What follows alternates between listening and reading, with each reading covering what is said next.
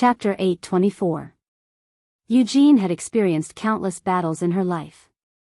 As one of the most powerful half-orcs in history, Eugene the Ascender had faced countless powerful enemies in her life.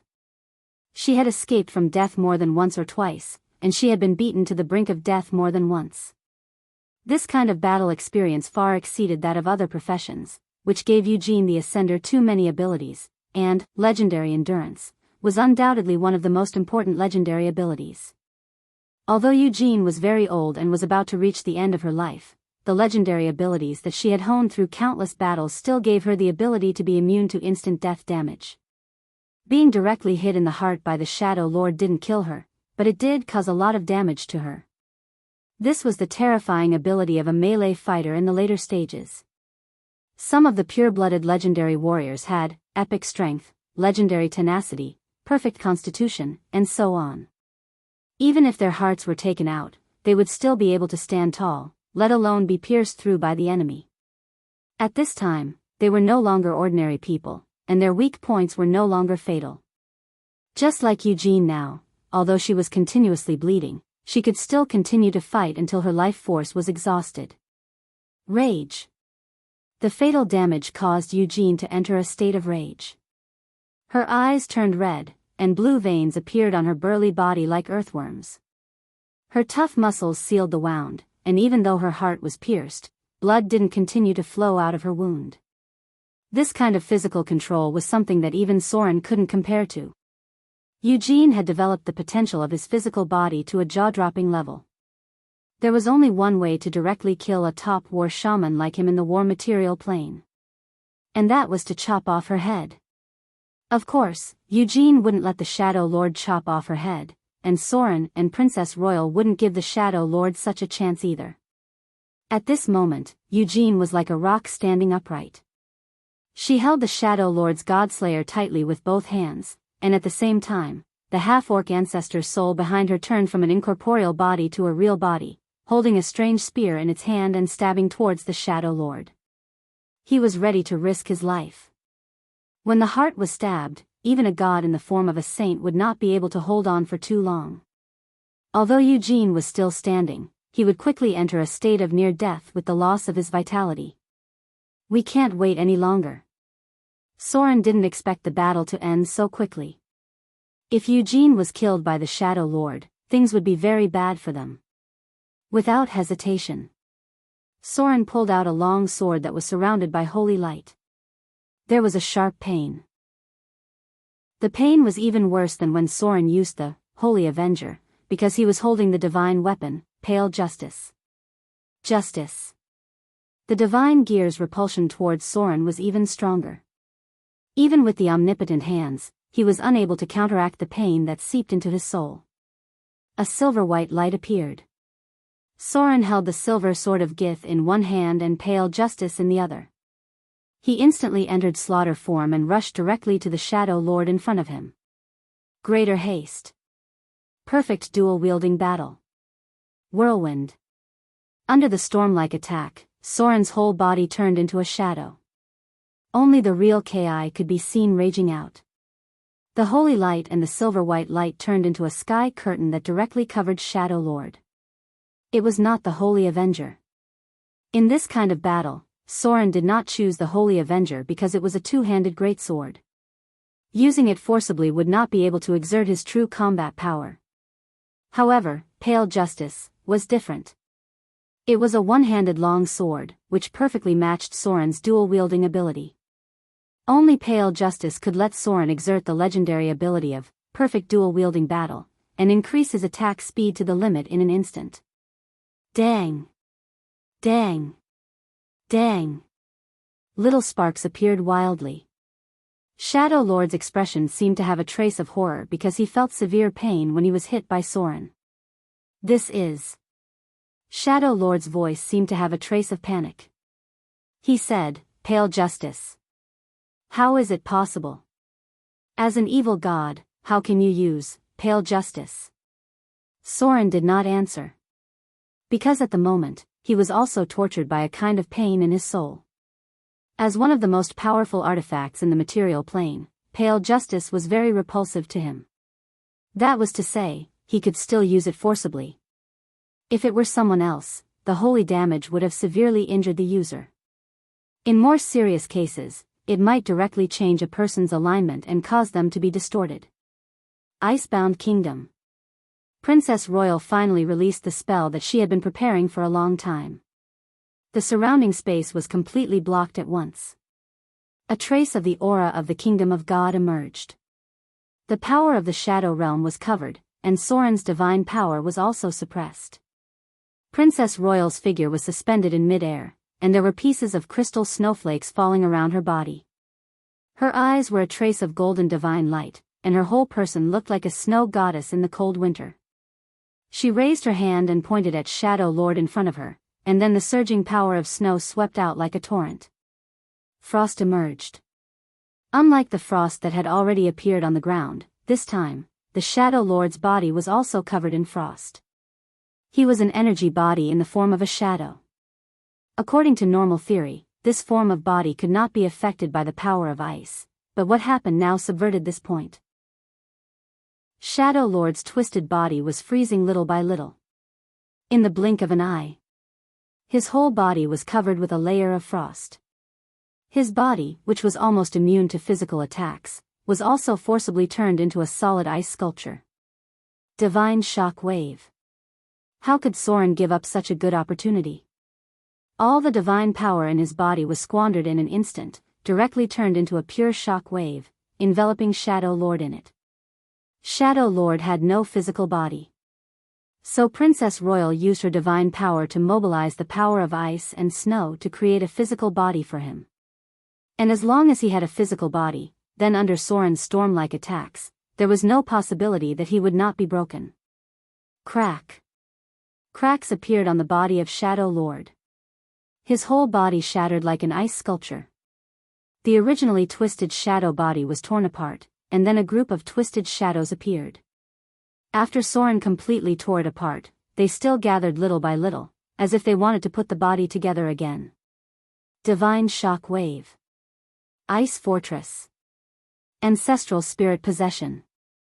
The broken body of Shadow Lord was gradually recovering, but how could Soren and the others give the enemy a chance to resurrect?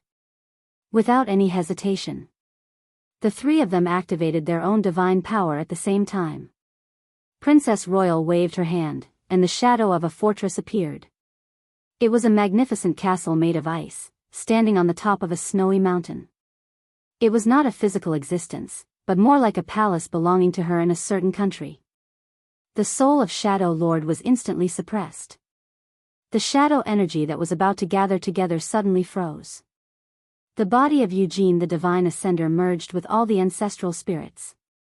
At this moment, there was a divine light on his body.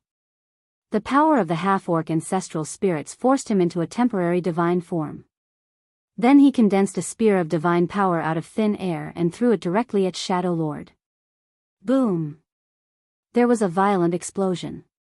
Soren's divine shock wave and Eugene's spear of ancestral spirits erupted at the same time. The huge divine power completely tore apart the soul of Shadow Lord, and also turned his gradually gathering body into nothing. A little bit of golden light appeared. As the soul of Shadow Lord was torn apart, the Godslayer fell with a clang, followed by a burst of divine power. The most dazzling divine light rushed toward Soren's body. The other part of the power that represented the luck domain surged towards the eldest princess. Although Shadow Lord was in charge of the shadow domain, he also had the luck domain. This power could not be absorbed by Soren or Eugene. In the end, it was all integrated into Princess Royal's body. Eugene's body was also surrounded by golden divine power. The three of them had the power of gods, so they could naturally absorb divine power. A row of data appeared in front of them: killed, Shadow Lord, intermediate divine power. Extracting target's soul energy. You've received 4525,000 slaughter EXP. Target has divine power. Extracting target's divine power. You've received 80 divine power. Target has divine power. Extracting target's divine power. You've received 60 divine power. Domain fusion. Shadow, domain has been upgraded. You've mastered the shadow domain. Domain fusion. Wanderer, domain activated. You've mastered the thief domain. Domain fusion.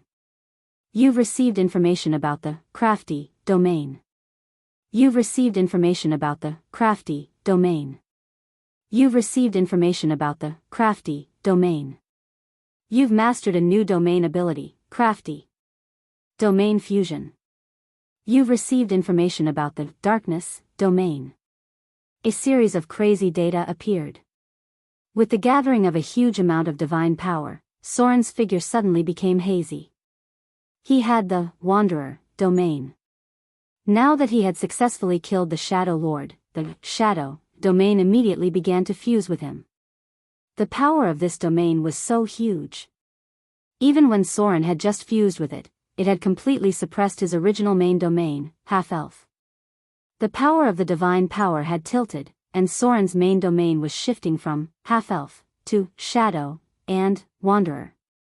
P.S. Everyone can follow Fudo's public WeChat account. Pirated readers can also support him through the account. Chapter 825. The power of the Shadow Lord was very powerful. As one of the old gods that had existed for thousands of years, the Shadow Lord's clergies were shadow, theft, and rogue. The power of these three clergies was very compatible with Soren. Needless to say, the Shadow Lord's clergy was naturally very powerful. Theft and rogue were even completely complementary to the rogue clergy. So Soren absorbed the power of these three clergies very easily. Among them, the rogue clergy was directly integrated into the rogue clergy because rogue was originally a basic profession in the rogue class. As for the theft clergy, it was completely an extension of the clergy. Soren could integrate this clergy without any difficulty. Next was the power of the Shadow Lord's domain. As a cunning god, the Shadow Lord had always been stealing the power of other domains. Why did the Lady of the Night want to kill him? Not only because the Shadow Lord had the shadow clergy, but more importantly, he also had the darkness domain. So why did the Queen of Spiders also want to kill the Shadow Lord? The reason was simple. In addition to the darkness domain, the Shadow Lord also had the crafty domain and the luck domain. Incredible. In fact, as early as the birth of the Twin of Destiny, many gods had stolen the power of the Twin of Destiny. There were also many gods who had the luck domain. As for the crafty domain, it was needless to say. This was a powerful battle domain. The Queen of Spiders had always wanted to make up for her crafty domain and directly promote it to the level of a clergy. Now that Soren had mastered the crafty domain, he could directly remove the curse effect on the High Priest when he went back. Other than that, the Shadow Lord also had the evil domain, but the power of this domain was not absorbed by Soren. The reason was simple. Eugene the Divine was even more evil than Soren. Princess Royal's alignment was neutral good, while Soren's alignment was lawful evil. The Shadow Lord's alignment was neutral evil, and the Divine, Eugene's alignment was neutral evil. The original Eugene should be very close to lawful evil, but after absorbing the power of the Lesser Demon Lord, his alignment had begun to deviate towards chaotic evil. In other words, Eugene was more compatible with the power of the evil domain than Soren. In terms of the degree of evil, Soren should be around 50 points, while Eugene had slaughtered a large number of half-elves and started many wars. Therefore, Eugene's evil deviation should be more than 300 points. There was no doubt that Eugene was much more evil than Soren. In that case, Eugene's compatibility with the evil realm was much higher than Soren's. The same part of the power that belonged to the evil realm was naturally transferred to Eugene. Eugene's harvest was also very rich. It wasn't just the power of divinity and domain. More importantly, with the death of the Shadow Lord, a part of his divinity had been transferred to Eugene along with the evil domain. He was now only one step away from becoming a god with the priesthood of half-orc. Clang. Following the death of the Shadow Lord, the first thing Soren did was to throw out Pale Justice. Whoosh! Soren stood still and took a deep breath. He then looked at his palm, which was already charred black. The battle didn't last long, but his palm was severely burned by the holy power. Pale Justice was much more powerful than the Holy Avenger. It was also less tolerant of evil. Soren was constantly receiving damage from it, and he was losing more than 10 holy damage every second. If the battle had dragged on any longer, he would have been heavily injured by this sword. The surroundings were dead silent. There was no time to talk. Although the three of them had successfully killed the Shadow Lord, Eugene was already in a state of near death. The situation was a bit strange. Princess Royal's expression seemed to be a bit hesitant. She had been silently observing Soren's expression. Eugene's expression was a bit more anxious. Her heart was pierced by the Shadow Lord during the battle. Although she was able to kill the Shadow Lord in the end, her strength was now less than 30%. In other words, Eugene was now very weak. As a tragic historical figure, Eugene's lifespan was about to reach its end. However, the Avatar crisis gave her an important opportunity. That was, she could seize this opportunity to become a god and completely get rid of the limit of her lifespan. Now, the Shadow Lord was dead. As long as Eugene was given some time, she could successfully become a god. But the premise was that she was still alive. The atmosphere became very strange. Although no one spoke, they all realized one thing. That was, the contract between Soren and Eugene had been completed. At this time, if Soren turned hostile, it would be easy to kill Eugene, whose heart was severely injured and was about to die. Eugene didn't speak. As a legendary figure who struggled from the bottom to the present, although she was now seriously injured and dying, she didn't express her allegiance or other intentions to beg Soren to let her go. She just waited quietly, waiting to see how Soren would deal with her, who was now seriously injured and dying. Eugene had her own pride. She had led the half-orcs all the way to the present, and she was undoubtedly a strong person with strong beliefs. Soren was also facing a choice at this moment. Kill Eugene. Let Eugene go. If he killed Eugene, there was almost no difficulty now. He could get a lot of slaughter EXP and take away a lot of divinity, including the evil realm that had just been absorbed by Eugene. However, in this way, Soren would also go back on his original promise. Although the effect of the contract had been completed after killing the Shadow Lord, he would have to pay the price of a little shift in alignment.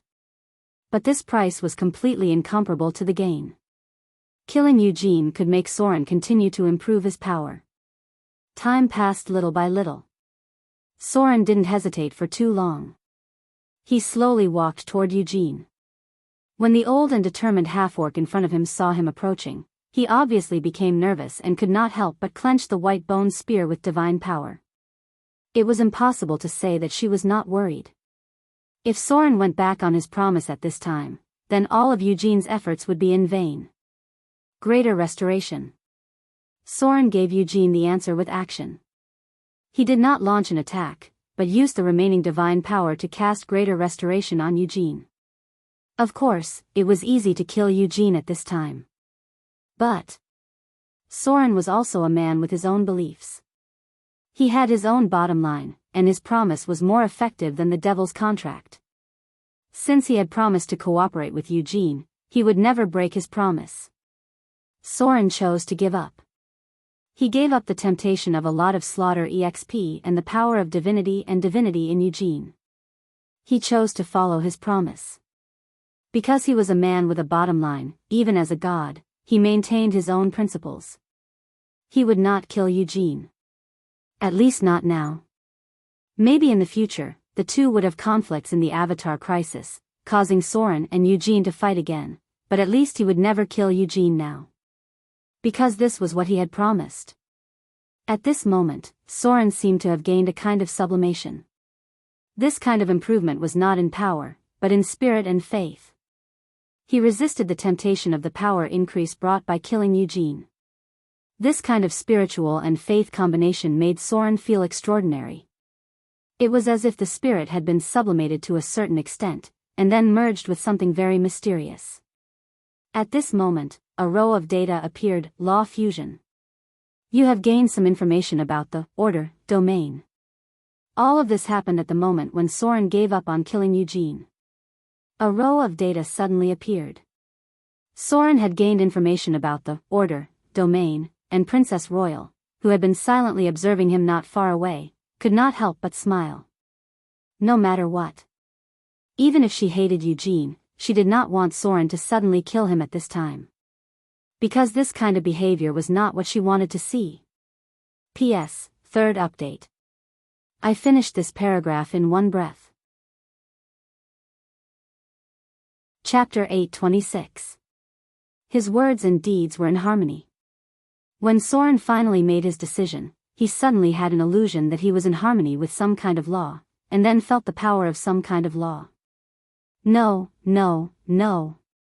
This was not an illusion, because when he received the information from the order domain, Soren knew that he really felt the power of the law this time. And it was a very powerful order domain. All this time, Soren's promise was the most important thing in the outer islands. Why were so many pirates willing to follow Soren and risk their lives for him? Why didn't they even frown? Wasn't it because Soren was a man of his word, and he was a man of his word? This was order. But this kind of order was not enough, because it did not have enough weight. After all, pirates were only mortals, and Soren was able to resist the temptation to kill Eugene, and chose to keep his promise. Then the meaning was completely different. Even if Soren killed Eugene, it would only shift his alignment slightly, and it would not shift to neutral evil. At most, it would shift from order to chaos by 30 to 50 points. But the benefits of killing Eugene were very shocking, millions of slaughter EXP, and a lot of divinity and quintessence. The benefits and the price were not on the same level. But Soren still held on to his beliefs, and at this moment, his spirit seemed to have been sublimated. He suddenly thought of Father Oak, and understood why he sacrificed himself to save the natural world. Gods. Especially gods who had mastered certain laws. They were not only the executors of certain laws, but they were also the maintainers of such laws. So the Father Oak chose to sacrifice himself. He chose to use his life to protect the laws of nature. In the words of the Eastern world, the path that the Father Oak chose was sacrifice. The Father Oak was definitely not dead. Soren's understanding at this moment was not something that mere divinity and quintessence could bring, because the understanding in his heart directly opened up a broad path, and also allowed him to understand the root of greater divine power. This path might even lead to a greater divine power. The order was Soren's choice. At this moment, he was enlightened, and a huge door was opened in his heart. A very ancient and powerful law of power was branded in the depths of his soul. Order. From today onwards, Soren would become the enforcer and protector of order. Although he was from the lawful evil faction in the past, it was only now that he had truly touched upon the roots of the law of order. The order of all things, the cycle of the heavenly Tao. Soren spoke slowly, but no one understood what he was saying because he wasn't speaking in the common language. It wasn't even the language of any of the races in this world, because Soren was speaking Chinese. However, everyone present understood this sentence because the power of the gods was called language proficiency. As soon as Soren finished speaking, suddenly, the space around them began to vibrate. Then, a golden light descended from the sky and entered Soren's body. The power of the law. This was the light of divinity, and it also brought Soren's understanding of order. After hearing Soren's words, Princess Royal couldn't help but fall into deep thought, and Eugene's expression seemed to be a little confused.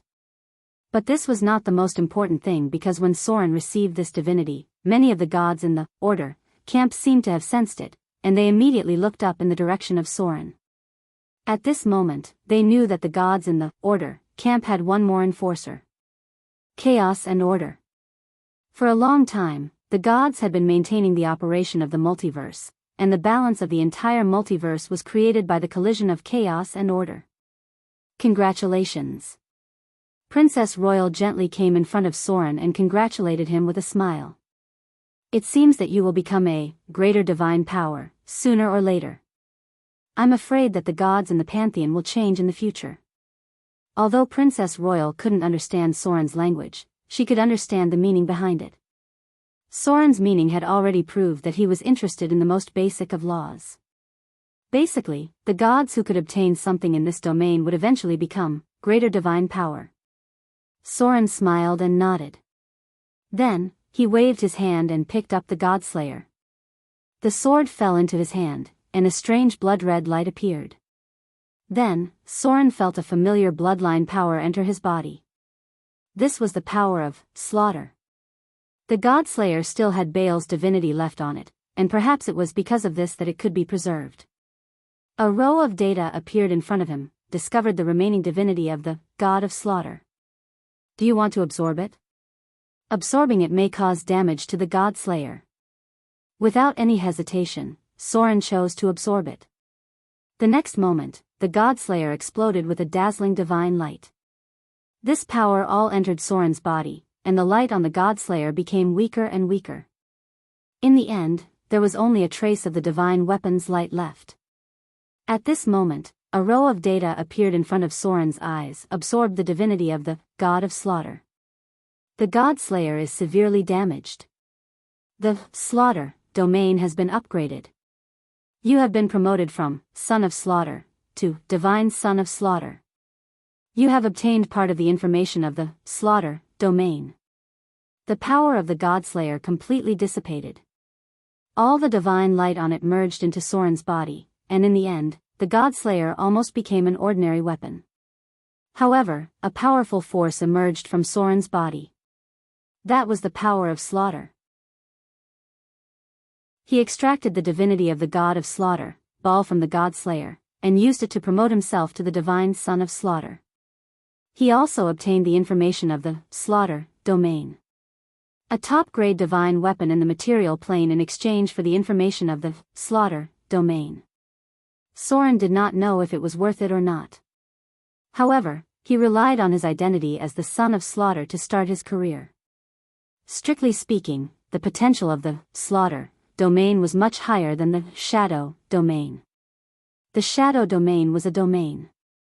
However, the slaughter domain belonged to the top-grade battle domain.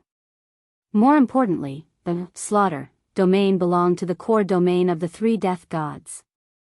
This domain could be related to one of the origins of the multiverse. The Shadow Master was dead. The next step was much easier. The matter of taking over the Shadow Church and the Shadow Thieves Guild could be left to the High Priest. The most important thing for Soren now was to gather energy and break through to intermediate divine power in one go. Currently, his divinity had reached 222 points, and his divinity had reached 112 points. The Shadow Master and Soren's compatibility was too high. The amount of divinity and divinity absorbed after killing it far exceeded Soren's estimation. It was no wonder that the other gods liked to attack enemies with similar domains. Chapter 8:27. The reward for killing the Shadow Lord was amazing. Soren's legendary points, which hadn't increased for a long time, suddenly increased by 50 points. Because of the God Slayer, his legendary points had now reached an astonishing 200 points.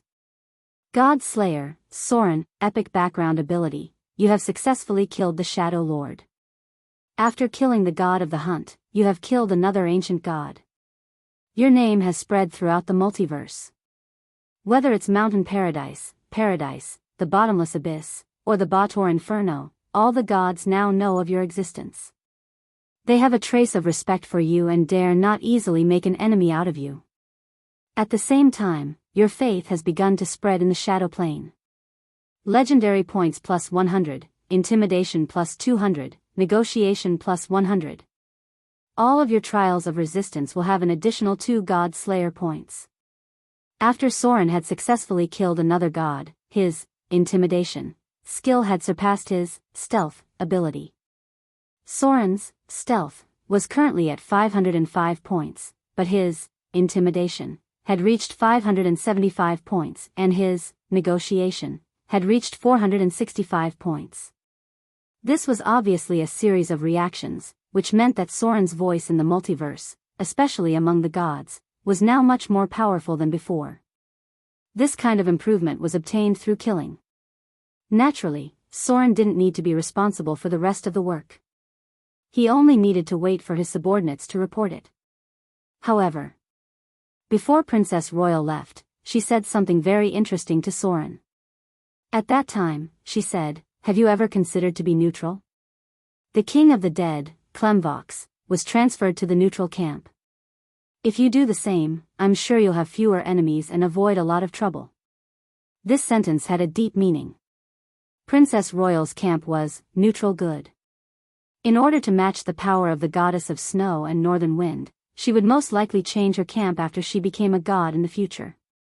Of course, the active camp change was much better than the passive camp change. The belief of the goddess of snow was spread all over the cold regions. There were believers of the evil camp and believers of the good camp. Therefore, Princess Royal's camp would definitely be neutral in the future. It was very likely that she wanted to change to the neutral camp. This way, as a new god, she would be able to avoid the confrontation between the evil and the good. Obviously. She also hoped that her relationship with Soren would be better after she became a god. At least, it wouldn't cause too serious of a conflict after she became a god. However, it was still a little presumptuous for her to say this personally. After all, the camp of the gods was not something that outsiders could interfere with. Soren was not suitable to change his camp at the moment. Instead of taking the initiative, it was better to let nature take its course, because he already had a clear direction in his heart. As for how his actions would affect the world in the end, he would leave this camp change to the multiverse and see what kind of feedback would be given to him. As for the king of the dead mentioned by Princess Royal, this was obviously an artificial camp change balance. A day passed in a blink of an eye. The conflict between Mordor City and the Shadow Church was basically over. Soren's victory meant that the Shadow Church would be annexed by Mordor City, and the Shadow Thieves Union would also be transferred to Mordor City. It was just that a lot of blood would be shed to clean up the situation.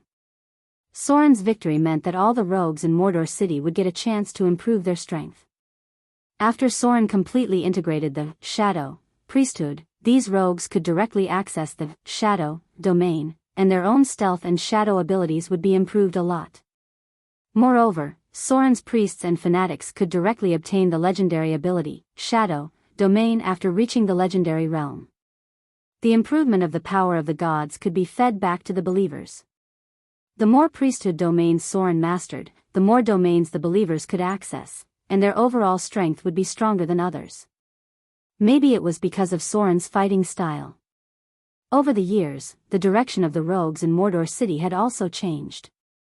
First of all, the number of rogues who had advanced to Shadow Dancer had increased a lot, and then the fighting style was equivalent to the stealth, assassination, and sneak attack of the past. Currently, the rogues in Mordor City preferred to train the ability to dodge, parry, move, and so on. If you saw a person who was agile fighting with a burly warrior in the training ground of Mordor, you didn't have to doubt anything. This was definitely not an agile warrior, but an orthodox rogue. Soren's wild fighting style had changed the fighting style of the rogues below. Moreover, the rise of Soren meant that the rogues were not without the ability to fight head-on. Under the guidance of people, there was a new fighting style of rogues in Mordor City. People called this style of rogues and rogues, Battle Thief. Dodge, parry, move. The biggest feature of this type of rogue was their speed, accuracy, and high evasion. Ugly Monkey was the representative of this type. He was not at a disadvantage at all when fighting head-on with warriors of the same level. In the end, this situation led the temple to start studying ways to train the ability of evasion. After defeating the Shadow Lord, the spoils of war were quickly calculated. As a church that started by stealing, the Church of the Shadow Lord was still very rich. Unfortunately, he had neither connections nor technology. Even if he had a lot of money, he could not convert it into direct combat power. In the end, it was all given to Soren. The Shadow Lord did not have a good relationship with other gods, and because of his theft, the goddess of wealth was very disgusted. Even if the Shadow Lord was very rich, it was difficult to convert it into combat power. First of all, the Northern Witch Council would definitely not trade with them, and then the Wizard Alliance would definitely wait and see because of Soren. No one would bet rashly at this point, so the money of the Shadow Lord could only buy trap materials in the end. The biggest difference between Soren and the Shadow Lord was that he had technology, capital, and foundation. His money could be converted into materials at any time and sent to the golem factory. Money was combat power for Soren. As long as he had money, he could pull out another golem army. The final statistics came out quickly. The High Priest took more than 1 million Kindler from the Shadow Lord and the Shadow Thieves Guild. This was the cash resources of the two forces. Other gems and metal materials, including some stolen goods, added up to about 3 million Kindler. Then there were all kinds of equipment, including some stolen goods. The initial value was estimated to be about 5 million Kindler. Finally, there were all kinds of antiques and artworks that were very difficult to sell and so on. The value was a little bit scary. The master who was proficient in valuation finally gave a price of 12 million Kindler. Because they found Queen Isabella's crown in the Shadow Thieves Guild, as well as the scepter that symbolized the Griffin dynasty, and so on. The value of these things was amazing, but there was no way to sell them. Moreover, these were all F*King stolen goods.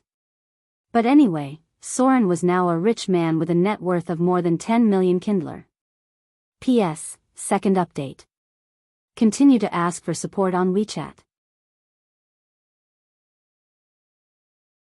Chapter 828. If it weren't for the Avatar crisis, Soren would be rich immediately. Unfortunately. Now it was a time of turmoil. These valuable art collections were simply a pile of waste. The difficulty of getting rid of them was simply too high. They could only be used as collections. However, Soren had always been a pragmatist. After looking at the list of the collection, he waved his hand and ordered someone to hold an auction. Then, the rest of the items were too valuable to be sold. He simply asked someone to make a museum exhibition and collect tickets. By the way, he would let the residents of Mordor see these legendary treasures that were priceless. In this way, it would be much easier for them to brag in the pub in the future. Since they were citizens of Mordor City, their bragging skills were definitely better than those in other places. Stealing was really a good way to make a fortune.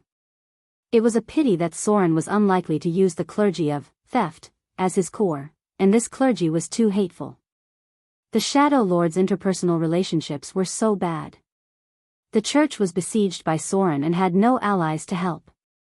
The main reason was that the clergy of theft had attracted a lot of hatred over a long period of time. The role of Soren's clergy could only be used to allow his rogues to access the field of theft. In the future, it would definitely need to be separated like the half-elf clergy. Most of the income this time would go to the treasury of Mordor, but a part of the reward would still be given.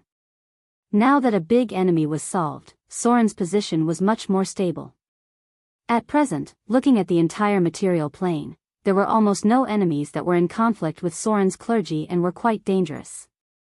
Although the Shadow Lord's clergy might attract the attention of Lady of the Night, for the time being, Lady of the Night was unlikely to attack Soren. This representative of the evil faction still had too many enemies to deal with. At present, Soren's remaining race gods, such as the halfling god of rogues and other gods with the same field, could be put aside for the time being. Soren's focus now turned to integrating the Shadow Lord's clergy.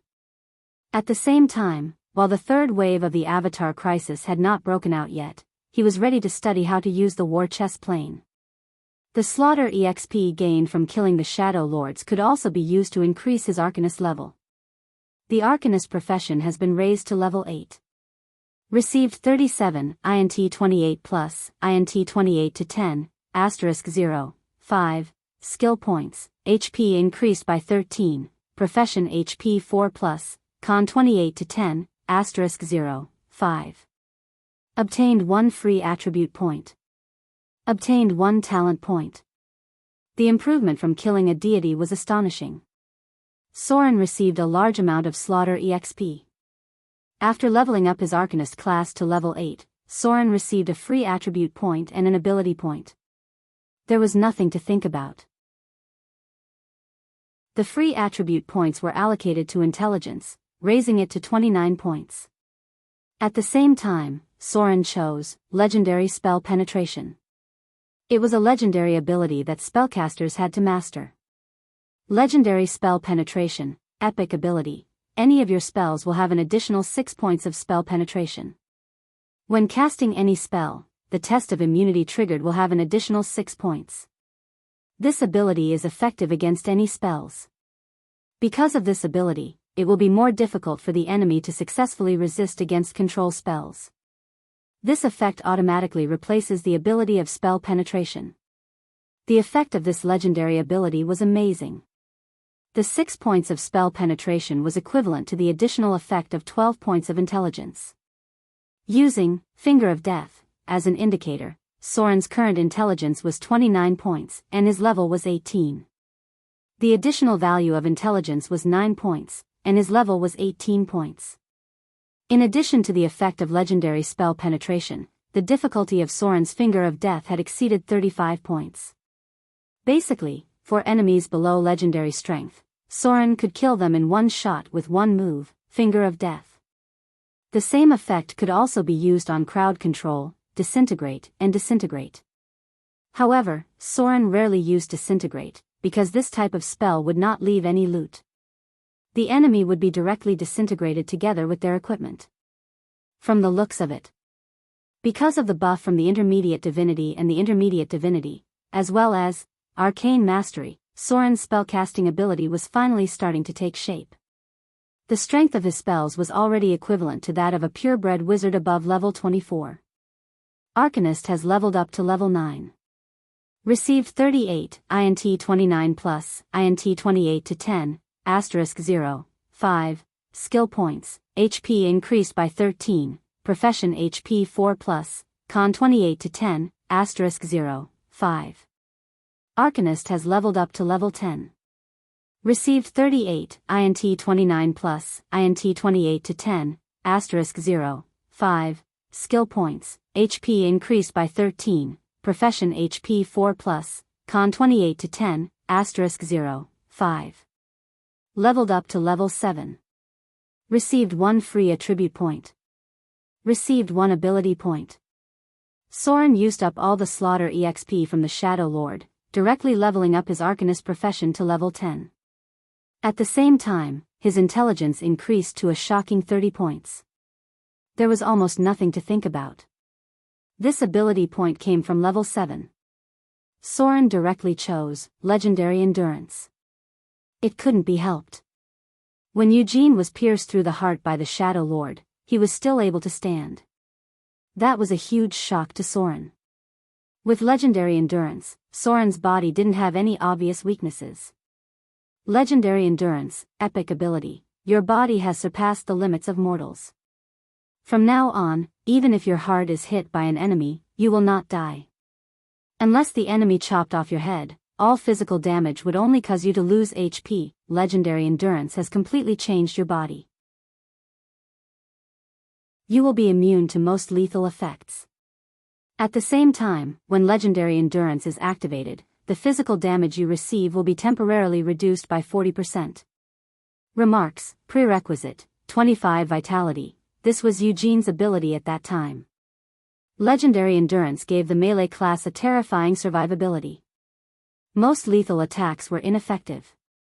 As long as Soren's HP wasn't depleted, he would be able to stand even if his heart was dug out.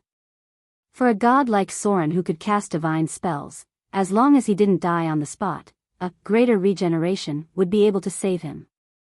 If that was the case, the difficulty of killing him would be doubled. Soren was taking shape as a meat shield. Although he hadn't mastered perfect health and epic strength, Soren's current HP was close to 600 points. His survivability in a frontal battle was already higher than a purebred warrior above level 20. Currently, the total level of Soren's rogue was 20, and the total level of the spellcaster was also 20. No matter if it was magic or melee, he had already taken shape. He was finally about to reach the standard of a veteran god. He had the ability to crush any enemy below legendary. In other words, the enemies that were not above legendary were no longer a threat to Soren. P.S. Follow Fuda's public WeChat support. There's an update today. Chapter 829. Time passed by day. After killing the Shadow Lord, Soren's figure seemed to have suddenly disappeared. The outside world didn't get any news about him. Instead, Gloria became active. At present, all the big and small things in Mordor City were basically handed over to her to deal with. Basically, everyone thought that Gloria had become the current ruler of Mordor City. She had gradually replaced Soren and stood on the stage of the secular power of Mordor City. The changes in Mordor City were still ongoing. Every day, new changes were taking place in Mordor City. Especially after the appearance of the alchemy cement developed by the Northern Witches, the changes in Mordor City were already very amazing. The roads were being repaved every day, and new tall and magnificent buildings were being built one after another. More and more witches were under Gloria's command. Even wizards from other places came to visit her, hoping to get some knowledge of the arcane empire from Mordor City. The changes in the temple also continued. During this period of time, the temple held a large prayer ceremony almost every day, and the divine brilliance above the temple became more and more dazzling. Finally, when this divine brilliance reached a critical point, a golden beam of light rose into the sky. Immediately, Soren's figure emerged in midair. It was a golden hazy figure, looking down on the entire city of Mordor. This was Soren's divine form, which would only appear when he was promoted to intermediate divine power. Central Square. Thousands of believers gathered in the square. They were divided into 3 camps. One was the judiciary, which was mainly composed of lurkers and assassins. The other was the center, which was mainly composed of saint priests and other special professions. The last was the bishops, most of whom were the core priests of the church. Behind them was a mass of believers. At this moment, they were kneeling on the ground devoutly, holding a huge prayer ceremony. My Lord Soren. You are the master of the shadows. You are the master of Mordor. You are the protector of the half-elves. My Lord Soren. You are the keeper of order. You are the only true god of the rogues. Your enemies will have nowhere to hide. My Lord Soren. Your name will become sacred in the mortal world. You have led us through this crisis. You have given us a stable and orderly life. You are the master of the shadows. You are a wise ruler. You are the protector of the half-elves. Slaughter will make you stronger. The enemy's death spreads your glory. Your kingdom will protect our souls. When death comes, the servants who serve you will be reborn in your kingdom. My Lord Soren. You will raise the kingdom that belongs to you, transforming into the stars in the sky. Surging divine power converged. Soren's divine power was released from his divine spirit form and spread to all the believers in the central square. The power of the shadow domain was spreading. All of Sauron's followers were nourished by traces of divine power, making them feel incomparably warm and enveloped by a massive amount of power. Most of this power was distributed to Soren's core believers. The rogues received the most obvious improvement. Almost every rogue's shadow and stealth abilities were improved. Then came the priest's divine power. They could access more realms, and there were more divine spells such as summon shadow beings and dispel shadow beings. Finally, there were the ordinary believers. They only received a little bit of divine power to improve their basic skills a little bit. This was the god's feedback. When Soren successfully advanced to intermediate divine power, all his believers received a significant improvement. At this time, Soren's prayers had undergone a huge change. The first prayer was no longer half-elves, but Master of Shadows. This meant that Soren's core divine power had changed from half-elves to shadow. The order of the prayers represented Soren's current abilities. Half-elves, order, domination, rogues, and tracking. Soren had changed from the god that the rogues served to the only true god of the rogues. This represented his ambition to unify the rogues' divine power, and his enemies had nowhere to hide. This represented the power of tracking. The only thing that did not appear was theft. There was no theft in the prayers. This meant that Soren was announcing to all the forces in the mortal world, including the other gods, that even if he had the rogue's divine power, he would not use theft as a part of spreading his faith. He was not a thief. He would not let the rogues who believed in him steal. This was an expression of his attitude. Finally, there was the core part of the prayers. Soren used to become holy among the half-elves, but now the core prayer was your name will become holy among the mortals. This meant that Soren had officially entered the competition of the gods. He no longer limited his faith to the half-elves, but intended to spread his faith to the whole multiverse.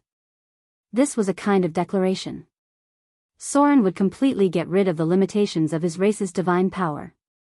He would no longer have the half-elves as his core believers. Instead, he would include all races in the scope of his faith. This was a behavior that attracted hatred. But for Soren, it was a process that he had to go through because he was already a middle divine power. If he was still limited to his race, there was almost no possibility for him to continue to improve in the future. This was something that could not be helped. The population of the half-elves was limited. It was impossible for the half-elves to become a greater divine power alone, and it was not very beneficial for the development of Soren's other divine powers. At present, getting rid of the limitations of his race's divine power as soon as possible could make Soren stronger. The sacred ceremony was still going on. Soren was gathering the power of faith of his believers, and then connecting to the original divine kingdom and the divine kingdom of the shadow plane. One was the divine kingdom of the half-elves, and the other was the divine kingdom of the shadow. This was Soren's power, and it was also the kingdom that he needed to inherit and integrate in the future. This would be a very big process. Soren had to first ascend the half-elves' divine kingdom to the shadow plane, and then integrate the two divine kingdoms. The half-elves' divine kingdom was under the protection of the elven divine system, and its coordinates were close to the wild field in the upper plane. The divine kingdom of the shadow lord was in the shadow plane, and it belonged to the space close to the lower plane. Soren was now descending the half-elves' divine kingdom to the shadow plane. Descending the divine kingdom. This was a very big project, and Soren had to pay a lot of divine power.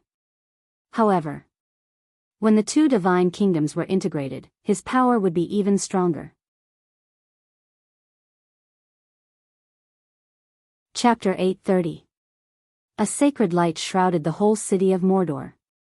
Soren's promotion to mid-level divine power was very big, and it might even be bigger than his ascension because the power of a mid-level divine power was enough to affect a kingdom.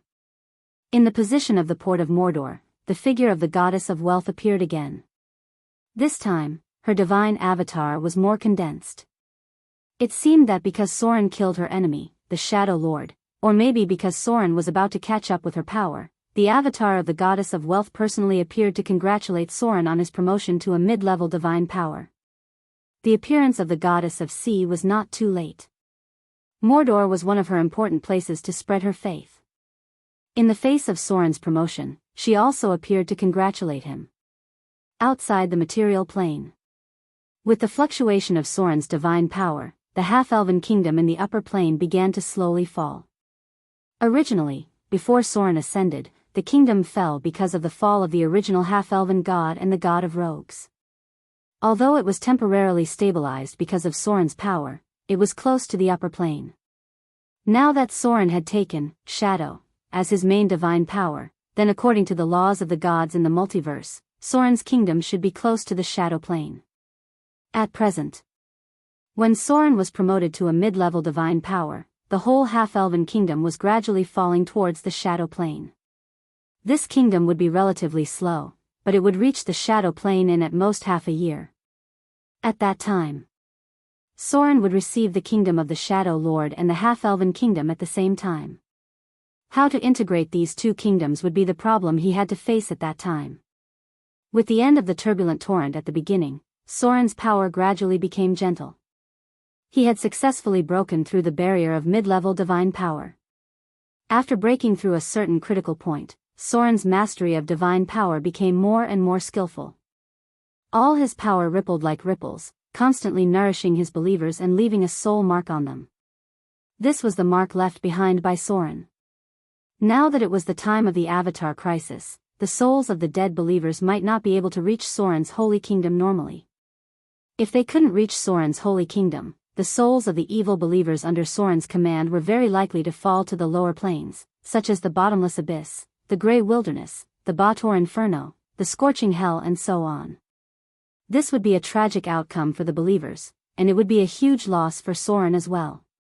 That was why he had to leave a soul mark on these devout believers so that he could bring their souls back to his holy kingdom in case anything happened to them.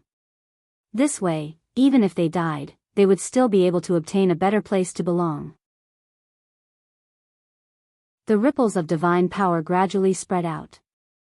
Soren's power flowed through the entire island of Mordor like water, and then connected with the temples of all the towns. Some kind of power shrouded the island of Mordor, and then it disappeared little by little. When Soren's divine light disappeared, a row of data appeared before his eyes, promoted to intermediate divine power. The power of divinity has been promoted. The form of the saint has been strengthened. You've gained a new ability, instant cast circle 1 to 3 spells.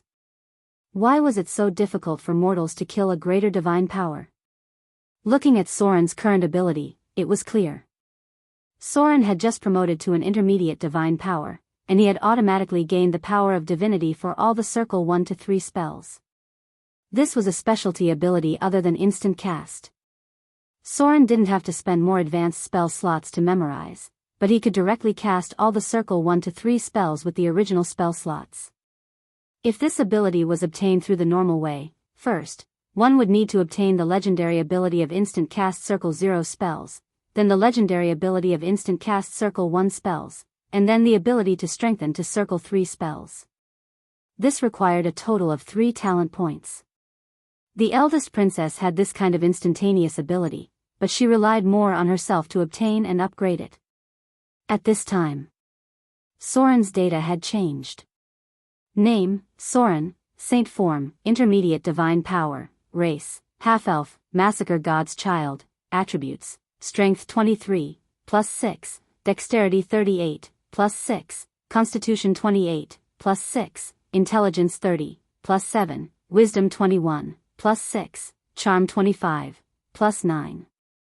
Alignment, lawful evil profession, level 10 rogue, 01150000, level 10 shadow dancer, max, level 10 wizard, 02175000, level 10 arcanist, 02455000, grade 7, health points, 585585, sturdy, experience points, 355075, slaughter exp, 17545, profession exp, unassigned, skill points, none attribute points, none legend level, 200 divinity, 222, intermediate divinity, requires 300 points to upgrade, greater divinity. Divinity, 112, intermediate divinity. Requires 300 points to upgrade, greater divinity. Divine power, 313240, requires 1200 divine power to upgrade to intermediate divine power. Master, deity's descent, divine law. The current divinity's storage limit is 2240 points. Clergy, shadow, theft, half-elf, rogue, tracking domain, trickery, slaughter, death, fear, evil, rule, piracy, shadow, plant spiritual energy, evil spiritual energy, fear spiritual energy status, normal basic skills, sneak 505, literacy 375, steal 325, pick lock 315, snare 275, focus 275, negotiate 465, appraise 225, deceive 275, intimidation 575, taunt 275, perform 215, listen 365, dodge 325, parry 215, block 175, heal 215, search 375, detect 375, copy scroll 185, spell identification 255.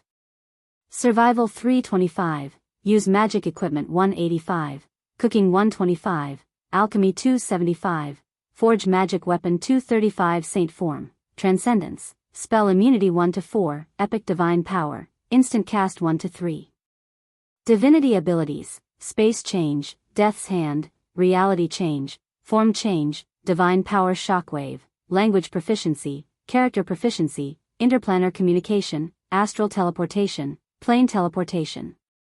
Legendary skills, legendary tenacity, legendary spell penetration, legendary reflex, detect weakness, perfect dual wielding, omnipotent hands, legendary evasion, legendary battle skills, epic dexterity, epic intelligence, epic constitution.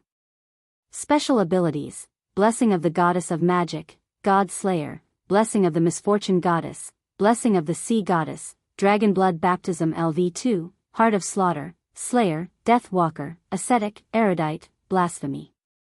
Personal abilities, nimble left hand, eidetic memory, perseverance, encyclopedic knowledge, spellcasting proficiency, reflex evasion, intuitive evasion, roll evasion, agile movement, evade sight, dark vision, combat spellcasting, mobile spellcasting, spell control, empower spell, maximize spell, craft magical equipment, spell penetration, minor spell resistance, minor cold resistance, medium fire resistance, minor poison resistance, minor electric resistance, robust, high regeneration, telepathy. 100 feet. Profession abilities, arcane memory, arcane counterspell, arcane runes, shadow dominator, nimble mind, military weapon, proficiency, curved sword, legendary. Battle skills, summon shadow, shadow jump, 300 meters, shadow strike, shadow jump, 2 times, vampiric touch, divine, sword form, heavy hack, sword form, horizontal slash, sword form, beheading, sword form, waist chop, sword form, spinning strike, spinning slash. The foundation is gradually stabilizing. Soren's figure slowly disappeared in mid-air and then reappeared in the great temple. Now that he had advanced to the mid-level divine power, his own strength had improved again. There was not much difference between him and the old gods.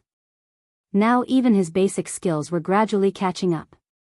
His core skills had reached more than 300 or 400 points, and even his other skills had reached 100 or 200 points. The strengthening of various basic abilities was almost done. In the future, the focus would be on the legendary abilities. My lord. With the completion of Soren's advancement to the mid-level divine power, the prayer ceremony outside gradually ended, and the figure of the high priestess appeared in front of Soren. Soren turned to look at her and said, "It's time. I'll help you remove the curse left by the Queen of Spiders." When the high priestess heard this, her expression was a little excited, and then she stood in place very respectfully. Arcane domain. Saint form. A golden light appeared on Soren's body, and his whole person seemed to be shrouded in the light of divinity. He slowly reached out and pressed on the head of the high priestess, and then he saw a power full of evil aura emerging. This power twisted and turned into a ferocious spider mark, and then it screamed and was expelled by Soren's divine power. The emblem of the Queen of Spiders. When the power of the arcane domain was completely expelled by Soren, the twisted spider mark also disappeared completely, but it was certain that the Queen of Spiders was aware of it. She was currently fighting with the elven gods, so she should not be in a hurry to trouble Soren. Everything in Mordor was gradually on the right track. Soren's advancement to the mid-level divine power did not bring much pressure to the other gods because he killed gods who were almost alone, and these gods' relationships were very poor. More importantly, there was one more thing. At present, the power of all the gods in the Pantheon Temple was united. Even gods like the Queen of Spiders knew how to cultivate a few gods to form their own drow divine system. For a god like Soren who fought alone, even if he was promoted to greater divine power, it was difficult for him to threaten those who were really high up. There was no divine power. It was simply not enough to rely on one person, because even if a god was very powerful, how many places could he go? Once the conflict between gods escalated, it would eventually evolve into a struggle between gods. Elven divine system. Dwarf divine system. Orc divine system. Halfling divine system. Nature divine system. Glory divine system. Death divine system. Looking at the row of names above, it could be seen that Soren's power might be really strong in the mortal world. But if this kind of power was brought to the Pantheon Temple, it would be nothing at all. Any divine system had the ability to completely crush Soren. The key was only whether they were willing to pay such a big price. If it were not for the outbreak of the Avatar crisis, at this time, there should have been gods trying to win over Soren. After all, a new god rising quickly could still enrich the power of their own divine system. But now was a turbulent time, and there were many internal conflicts in many divine systems. At this time, no one had the energy to win over Soren. Moreover, Soren was currently in the evil camp, and his ability was inclined to be alone. Except for the evil gods led by Lady of Night, most of the other divine systems did not like Soren's clergy. But the problem was that Lady of Night was very eager to live in the shadow clergy, which meant that it was difficult for the two to be together. It was so awkward for a god to be alone. This was not only the case for Soren, but also for the sea goddess. Why was the sea goddess always suppressed by the Storm Lord? It was not because the Storm Lord had subordinate gods, but the subordinate gods cultivated by the sea goddess were just weak, and some of them were simply demigod-level creatures. If there was a war with the Storm Lord, then it would definitely be a full-scale war. In this case, the sea goddess would not be able to do anything. If it were not for this reason, the sea goddess would not spend so much energy to create the sea divine system. This was also a problem that Soren had to face at present. The Avatar crisis affected the whole multiverse. If Soren did not join a divine system, then he had to create his own divine system. Or else. In the future, if any divine system fought with him, what Soren did today to besiege the Shadow Lord would repeat itself. No matter how strong he was, it was difficult for two fists to fight against four hands. At that time, the situation would be extremely passive. These days, even the goddess of agriculture, a non-combat god, had a group of goddess of river and goddess of lake as subordinate gods. If Soren did not cultivate a few of his own subordinate gods, he was afraid that in the future, it would be too embarrassing to say hello to other gods with great divine power. If Soren wanted to cultivate a divine system, then he had to start planning now. First of all, Saruman could be a seed with great potential. Then there was Vivian, who was becoming a demigod. These were the two candidates for the divine system. Vivian would have to face the Dread Lord in the future. When Soren was strong enough, he would also attack the Dread Lord's kingdom, and then completely destroy the throne of Dread and kill the Dread Lord. In this way, Soren's divine system might have two, great divine power, in the future. This was also why he had never thought of joining other divine systems. In addition, Soren would definitely separate the half-elf clergy in the future. This could be used to cultivate a race of gods. Then there was the power of the pirate domain. It was very easy for Soren to condense the pirate divinity. If any of his subordinates were strong enough to become gods, he could also consider giving the pirate clergy to one of them. For now, Soren was not completely without the foundation of forming his own divine system. P.S. It's so cool to organize the attributes every time. This chapter was quickly finished. Chapter 831. Wind Spear Hills. Tsuemi City. This was a city with a long history. Although it had been destroyed several times in war, it was eventually rebuilt by people. This was a city very close to the Wind Spear Hills and also a city close to the Forest Elves. Now the Avatar crisis had also caused a lot of impact on this city. Refugee camps could be seen outside the city. However, Tsuemi City was better than other places in that it had a good garrison, so there was not much loss in the attack of the demons. Tremont Tavern. A tall figure pushed the door and walked in. Although she was covered with a cloak, one could still see the exquisite curves of her body and fiery red long hair. This was a female adventurer, and a very beautiful one at that. Many other people in the tavern turned their heads, and some frivolous men couldn't help but whistle. But when the other party glanced at them coldly, these people immediately shrank their necks and stopped talking. That was a very dangerous gaze. And as adventurers who had been on the knife's edge all year round, they knew very well that this kind of gaze often meant that the other party was a woman who had been stained with a lot of blood. This woman was very strong, and they couldn't afford to provoke her.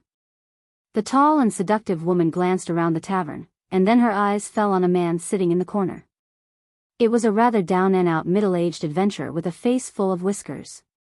The equipment on his body was a bit shabby, and it seemed that it had not been repaired for a long time. "Are you Andre?" The beautiful woman with fiery red long hair came directly in front of the middle-aged adventurer, then sat opposite him unceremoniously, and said directly, looking at the scar on your neck, "You should be Andre Lot." The middle-aged man's expression was quite alert. He involuntarily pressed his hand on the hilt and said in a deep voice, "Who are you? Why do you know me?" He was just an unknown adventurer. Although he lived all the way to middle age, except for leaving scars all over his body, he didn't accumulate much wealth. Many adventurers wanted to earn a lot of money when they were young, and then live a quiet life as a noble manor owner in their old age. But in fact, there were very few adventurers who could do this. Most of them were strong and lucky. Most of them were adventurers like Andre. When they reached middle age, they had no choice but to give up adventuring and find a place to live in seclusion and become a member of the guards. The red-haired woman glanced at him indifferently and then showed him a token. It was a black token, and the emblem on it represented one of the most famous places in the outer islands. Modo. The middle-aged man couldn't help but let out a cry of surprise, and then he quickly suppressed it as if he realized something. However, his voice still trembled with a trace of excitement and fear. He looked at the red-haired woman in front of him with a respectful expression and said respectfully, "Your Excellency. What business do you have with me?" Andre couldn't help but call her Your Excellency. Because of the iconic fiery red long hair of the woman in front of him, he couldn't help but think of a legendary figure. Although she rarely appeared at present, there was still such a figure among the pirate leaders in Modo City, and she was the only woman among the many pirate leaders in Modo City. Thinking of this, Andre couldn't help but swallow, and he recalled something that happened some time ago. The red-haired woman waved to the bartender to bring the most expensive wine here. This kind of tequila that cost 3 kindler for a glass was not something Andre could afford at all, but these seemed to be nothing to the red-haired woman in front of him. She first motioned for Andre to have a drink, then slowly said, "I heard that you have news of an interesting thing in your hands. I came to you personally for this matter." The red-haired woman's attitude was very casual, but Andre's heart sank, and then he couldn't help but become nervous. It was really for this thing. Andre couldn't help but show a wry smile. As expected, he shouldn't have said that after drinking. Although he tried to deny it afterward, some people had already noticed him.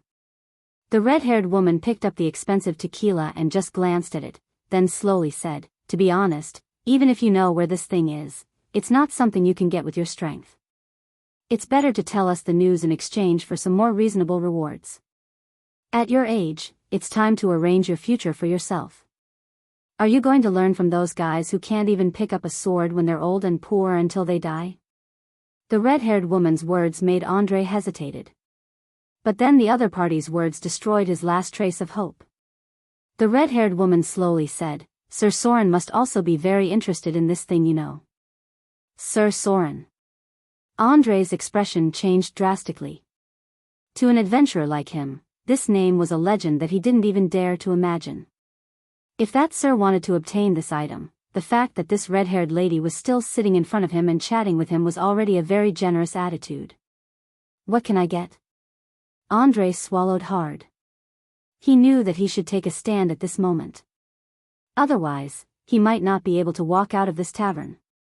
He thought about it seriously and said, "If I tell you the news, what can I get?" The red-haired woman couldn't help but smile. She seemed to be very satisfied with Andre's attitude, and slowly said, 2 choices, 30,000 kindler." Or I can recommend you to find a position in the army of Mordor City. I think you should be competent with your strength, 30,000 Kindler. This was definitely a very amazing wealth for ordinary people. It was enough for Andrei to buy a manor and live comfortably like a noble for the rest of his life. However, now was the time of the Avatar crisis. Sometimes money was not as useful as it used to be. Andrei couldn't help but show a bitter smile. Even if he got so much money now, could he guarantee that he would be alive to spend it?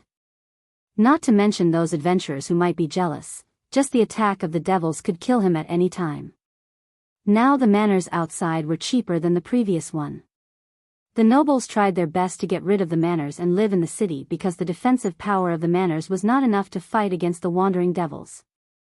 So he thought about it and made a choice. I choose to join the army of Mordor City. Join Mordor City. This was a very tempting choice. Although it could not bring Andrei a lot of wealth, it could give him a higher status. And Mordor City itself was a very special place.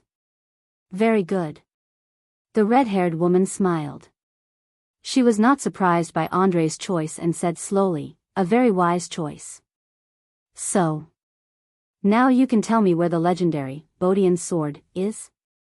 P.S. First update. Today is the third update.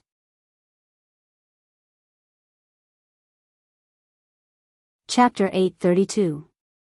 Bodian. One of the most famous pirates in the material plane.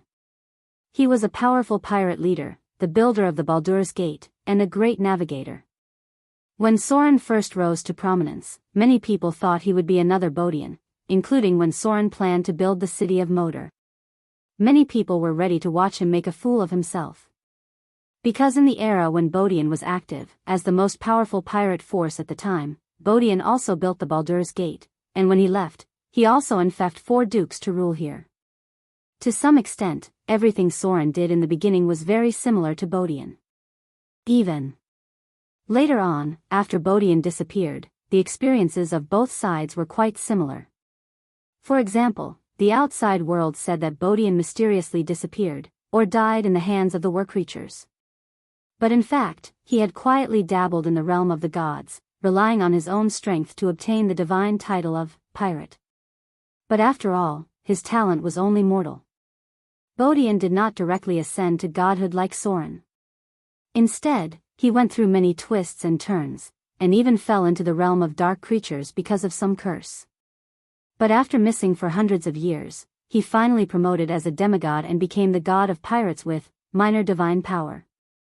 In the records of the Arcane Empire, Bodian was active for a period of time, and most of his believers were pirates. Outside of the Avatar crisis, it was very difficult to ascend to godhood. It took nearly 600 to 800 years from Bodian's mysterious disappearance until he officially ascended to godhood. This was about the same time as Soren's original estimate. A mortal accumulates divinity and godhood through the normal way, then quietly develops believers, and finally officially ascends to godhood. At present, in the entire material plane, only the legendary pirate Bodian and the ancestral spirits served by the Vrykul pirates could be confirmed to have held the divine title of pirate. Soren also started as a pirate. It was just that he went much further than Bodian. But as the most powerful pirate king in the material plane, Soren's pirate domain was also one of the earliest domain abilities. Bodian's sword wasn't a powerful weapon. At best, the sword was a Tier 2 legendary equipment. However, it wasn't a single piece of equipment. Bodian's helmet, Bodian's armor, Bodian's cloak, and Bodian's sword were a complete set. After assembling a full set, the power of these equipment would be greatly enhanced, reaching the effect of some divine artifacts. Most importantly, in the legends of the pirates, they believed and were sure that the equipment left behind by Boden would lead them to the path to godhood. Many pirates believed that they would be able to inherit Bodian's pirate priesthood after completing this set of equipment. The red-haired woman in front of him was Adele Isabella, who had begun to cultivate and advance to the legendary realm. Ever since she had handed over the affairs of the territory to others, she had begun to travel the entire continent. The news of obtaining the sword of Bodian was purely accidental. She only learned about it from the spies in Motor City. Originally, many people wouldn't take this kind of pub thing seriously. Maybe Andre was just bragging after getting drunk. But after careful analysis, Adele Isabella found that Andre had traveled to the sea, and in the end, he was the only one who came back alive. This bizarre thing told her that the other party might really know something about Bodian. That's why she came here in person today. Bodian's sword. This sword was not a very important thing. What was more important was the news related to Bodian.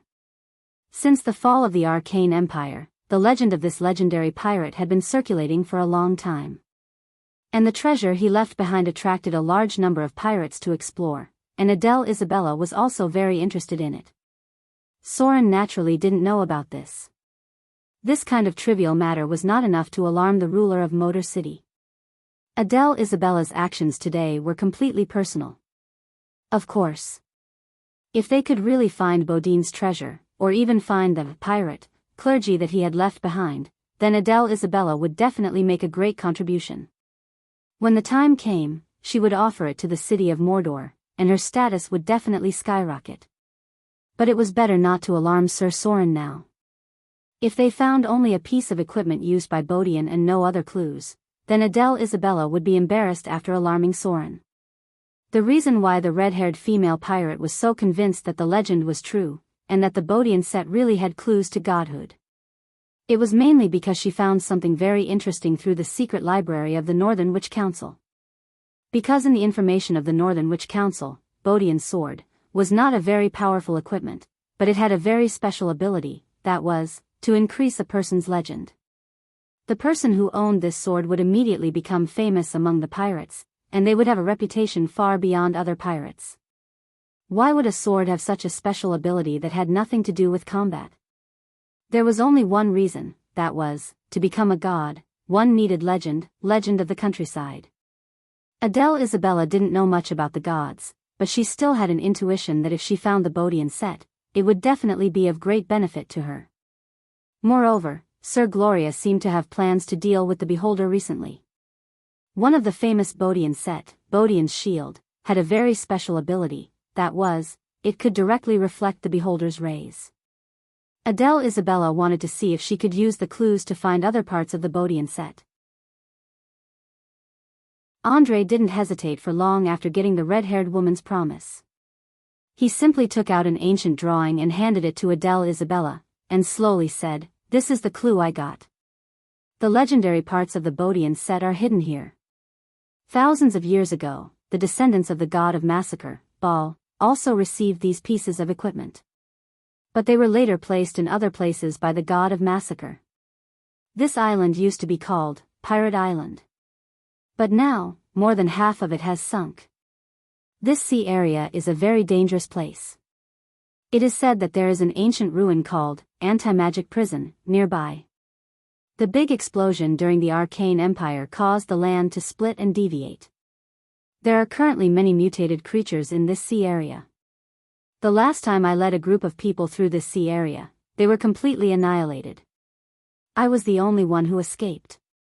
At this point, Andre pointed at a certain location on the map and said in a deep voice, "This is the place where we encountered the giant sea monster. The pirate island is here, and the legendary anti-magic prison is here. This place is very dangerous." Hearing Andre's words, Adele Isabella's expression changed, and she said in a deep voice, "The god of massacre? Is this thing related to the god of massacre? Seems like I have to change my mind. You have to go to Motor City with me now."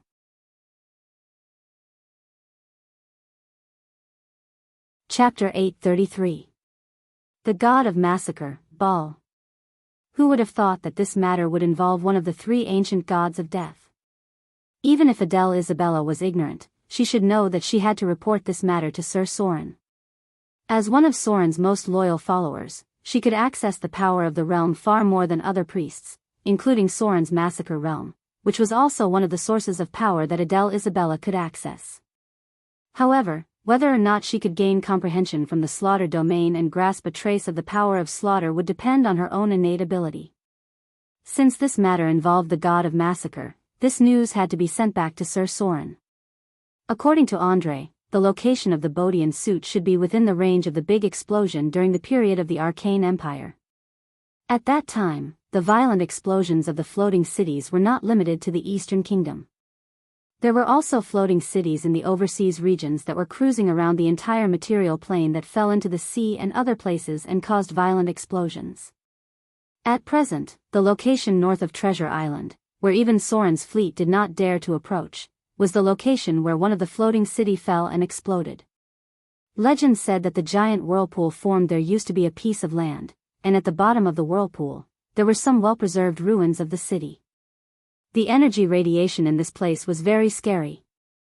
Although thousands of years had passed, and the damage of energy radiation to the human body had decreased a lot, the mutation caused by the strong radiation had completely affected and changed these places. There was no exception. These places with a high concentration of energy radiation were very dangerous, and the environment was several times more dangerous than the outer islands. If one were to use Sauron's words as an adventurer, it would be that these places were all high-difficulty instance dungeons. If the average level of the party members was not above level 15, it was simply a matter of death. This was a high-level map with a minimum challenge level of 15 and above, and even legendary masters could be wiped out if they entered. In the middle of the Avatar crisis, these ancient ruins that were discovered by people during the time of troubles were no less dangerous than exploring other planes. Some places even had a challenge level of 25 and above. In other words, even the incarnation of the gods could die if they entered. With Adele Isabella's identity, she could naturally mobilize the power of the Wind Spear Hills to gather a group of high-grade professionals, and then use her identity as one of the pirate leaders to form a fleet to explore. But from Andre's words, the red-haired female pirate learned that the danger of this place was far beyond her estimation. They didn't even manage to defeat the first sea monster they encountered. Before they even reached this place called Pirate Island, they were already wiped out.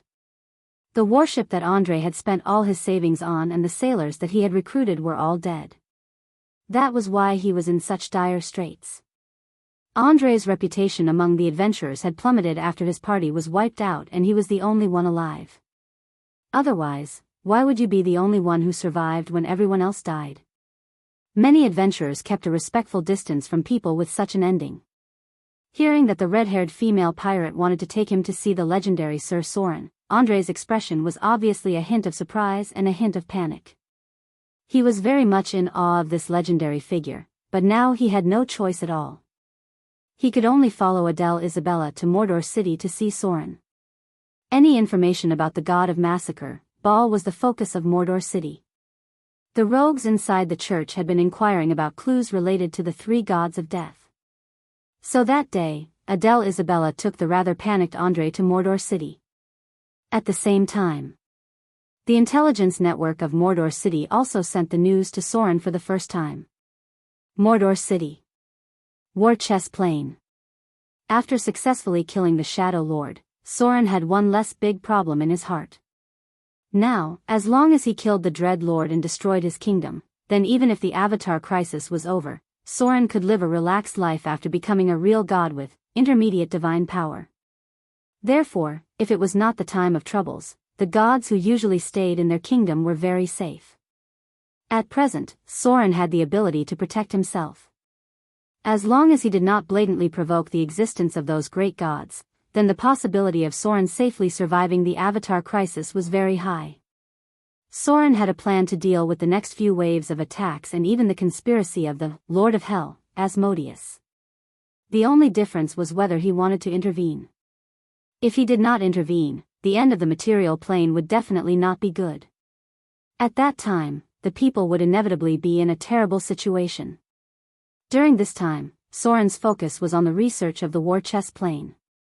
Although the traces of the goddess of fortune and the goddess of misfortune had appeared, and the relationship between the orc divine system and the elf divine system was also getting tense, Soren, as an outsider, could only watch coldly.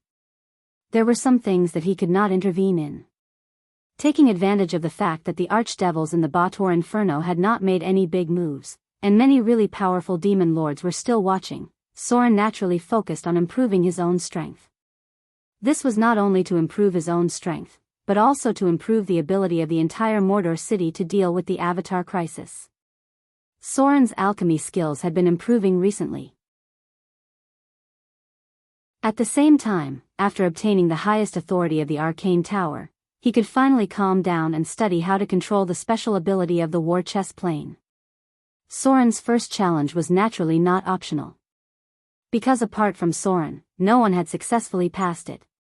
Whether it was Gloria or the fallen witches, all of them had been cheated by the original challenge. And this difficulty was to select the successor of the War Chess Plane. Others did not need to try such a difficult challenge at all. Soren needed to reduce the difficulty. Of course, it was not as simple as reducing the difficulty. He also needed to set and create the challenge content of the War Chess Plane. When he first met the demigod genie, Soren encountered a very simple war chess game. This represented that this kind of war chess game had many different contents during the Arcane Empire. What Soren had to do now was to create a trial content himself. This was like asking him to make a difficult RPG game, and then give this game to his elites to challenge and hone their strength. Soren's current idea was still based on demons and devils. Because during the Avatar crisis, these were the two enemies that mortals had to face the most. Soren's avatar was in the bottomless abyss, so he could easily simulate and create various demons and then use them as enemies in the trial.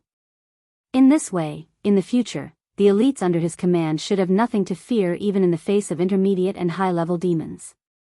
However, when Soren completed part of it and was about to start the preliminary test, Adele Isabella sent him a very important message. This news was related to the legendary massacre god, Bodian Set.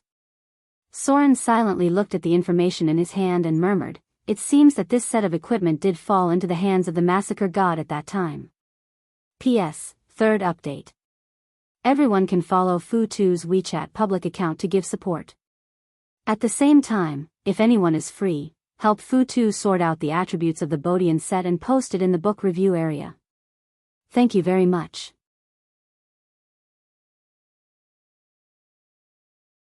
Chapter 834.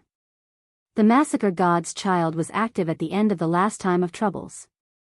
At that time, there were many massacre god's children in the material plane, and all of them were descendants of the god of massacre, Baal. The most powerful one among them began to rise from the Candle Castle, and he killed all the gods and demons that stood in his way until he reached Baal's throne. This massacre god's child was the final victor, and he obtained a lot of powerful equipment in this legendary adventure, including the Holy Avenger, the Archmage Staff, the Star of Day, and other divine weapons. According to the normal course of history, this massacre god's child should have inherited the clergy and become the god of massacre. But what was unexpected was that this massacre god's child's final choice was to destroy Baal's throne, and then choose to live in seclusion as a mortal.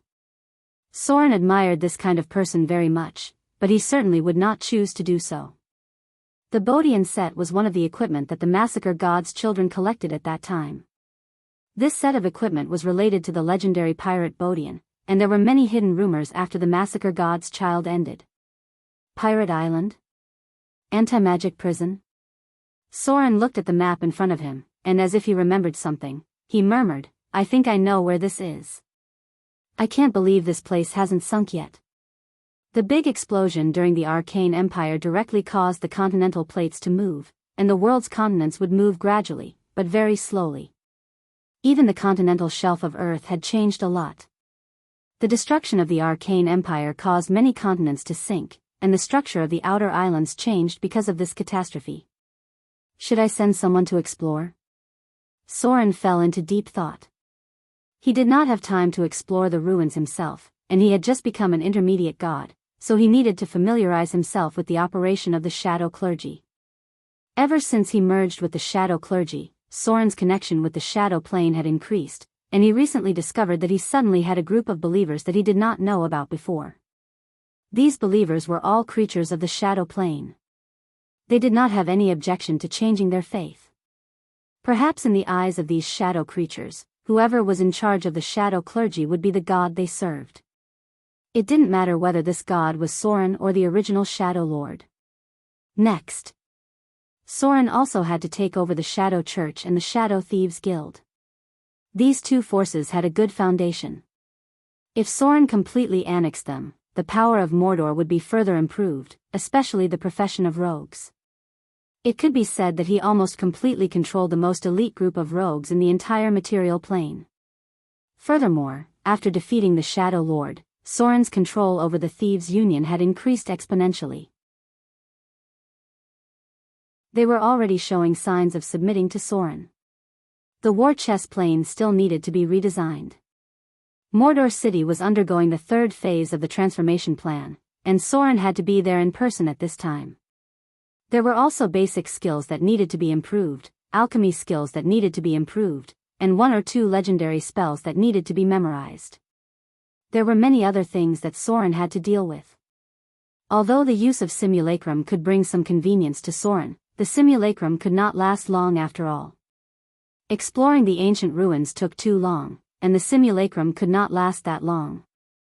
Unless Soren created a new avatar, but that would consume too much divine power. Soren had to accumulate power. Because as a god who did not have a direct combat clergy, Soren could only be promoted to a greater divine power by mastering the power of avatar, and he still had a lot of divine power that needed to be gained through divine power. At present, the most important thing for Soren was to accumulate power. But the Bordian set might not be a big deal. At most, it would bring clues to the pirate clergy, and the pirate island was not a big deal. However, the anti-magic prison was a place that Soren was very curious about. Because here might be able to complete some of the power of the Lock of Mordor City, such as restricting other spellcasters' ability to cast spells on the island of Mordor. Are you still thinking about it? Gloria's figure appeared outside the door. She glanced at Soren, who was frowning slightly, and said slowly, "Is it about the anti-magic prison? Why don't you send a pair of legendary professions? As a god, maybe you should change your mind. You can't do everything by yourself. Also, Mordor City is not incapable of forming a legendary adventurer team." Gloria saw Soren's expression and continued softly, "The High Priest doesn't have much to do at the moment. You can let her be the commander of this expedition. Since there are deep-sea monsters here, you can also send your little pet. The giant also needs some battle practice recently. You don't have to worry about the problem of a meat shield with it. If you are still worried, you can also send the little girl in the temple. In case something happens, you can come in person at any time." Gloria's words suddenly made Soren's mind clear. That's right. He didn't need to do everything by himself. The High Priest was a level 30 psionic warlock. There was basically no problem with her leading the team, and she was also an astral explorer. She had rich experience in dealing with all kinds of dangers. Also, the giant's brain was not very good. He stayed in Mordor City to train every day. He did not manage things like other pirate leaders. It was just right to send him out to experience things. Moreover, the little girl mentioned by Gloria was the saint priest, Milan in the church. If he brought her, in case there was any danger, Soren could directly come in her body. Once his mind was clear, Soren quickly had a candidate in mind. First of all, the High Priest must go. If she didn't go, Soren would not be at ease at all. Then there was the red-haired female pirate Adele, Soren. Then there was the saint priest, Milan, the legendary warrior, the giant, and the rogue who was most likely to advance into legendary, the ugly monkey. There were already 5 people involved in this. The High Priest could completely replace the legendary wizard. The saint priest, Milan's performance on the spot was far better than that of a legendary priest. Adele, Isabella could be an agile warrior. The giant was an irreplaceable legendary meat shield. The talent of the ugly monkey was first class among all rogues. A team of 5 people had been formed. Coupled with the fleet of Mordor City and Soren's pet mutant killer whale, their combat power was already amazing. However, Soren thought about it and prepared to add a small team of drow warriors. In addition, he could deploy an archbishop to assist the priest. After all, the saint priest, Milan, was very important to Soren. With such a configuration, they could even fight against the incarnation of the gods. The key was that Soren could come in person to Milan at any time.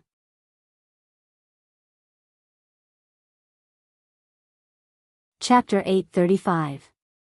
Soren quickly decided on the person who would carry out the mission. However, after looking at it for a while, Gloria gently sat on Soren's lap, twisted her soft body to find a comfortable position, then reached out and tapped on the list and slowly said, "Lulu can also go out and exercise. This little girl's potential is amazing." Lulu? Soren's expression was a little surprised when he heard this, and his expression seemed to be a little doubtful. It was not that he didn't know Lulu's talent. As one of the few cat beasts in the material plane, her talent was absolutely amazing, but how long had Lulu been training? Could she really be sent to such a difficult ancient ruin to train? No problem. After all, Gloria knew Lulu's situation better than Soren. She was also one of the people responsible for training and teaching Lulu. She slowly said, "Lulu is not much worse than the ugly monkey, and this little girl seems to have met someone." Huh? Gloria's words made Soren hesitate for a moment, but he was also a very decisive person, so he immediately said, "Okay. Then let Lulu go out and exercise with us." Gloria smiled when she heard the words, reached out and stroked Soren's face, and then said, "The preliminary test of the ghost ship, Dead Man's Voice, has been completed. At present, we only need to carry out a practical test. Since they are going to dangerous ancient ruins this time, let's send the ghost ship, Dead Man's Voice, to go with them for a practical test." The ghost ship, Dead Man's Voice. This was a big killer weapon of Mordor City, and it was also one of Soren's signboards as the Pirate King. The original ghost ship, Dead Man's Voice, already had a very powerful combat power, and now after the joint transformation of Gloria and Fallen Witch, its combat power had skyrocketed by more than a little. Now the Dead Man's Voice could go up to the sky and down to the sea. Its firepower was extremely fierce, and it was a legendary level undead construct. Such a thing obviously couldn't be tested by conventional means, and there was no war in Mordor City that required the use of such a weapon. So when Gloria proposed a practical test, Soren immediately became interested. He reached out and picked up Gloria, then reached under her skirt with his right hand, groping while climbing up, and slowly said, "Has the test of the floating ring been completed? Can we carry out the practical test now?" Gloria's breathing quickened, and a faint blush appeared on her beautiful face. She said softly, "The test of the floating ring has been completed.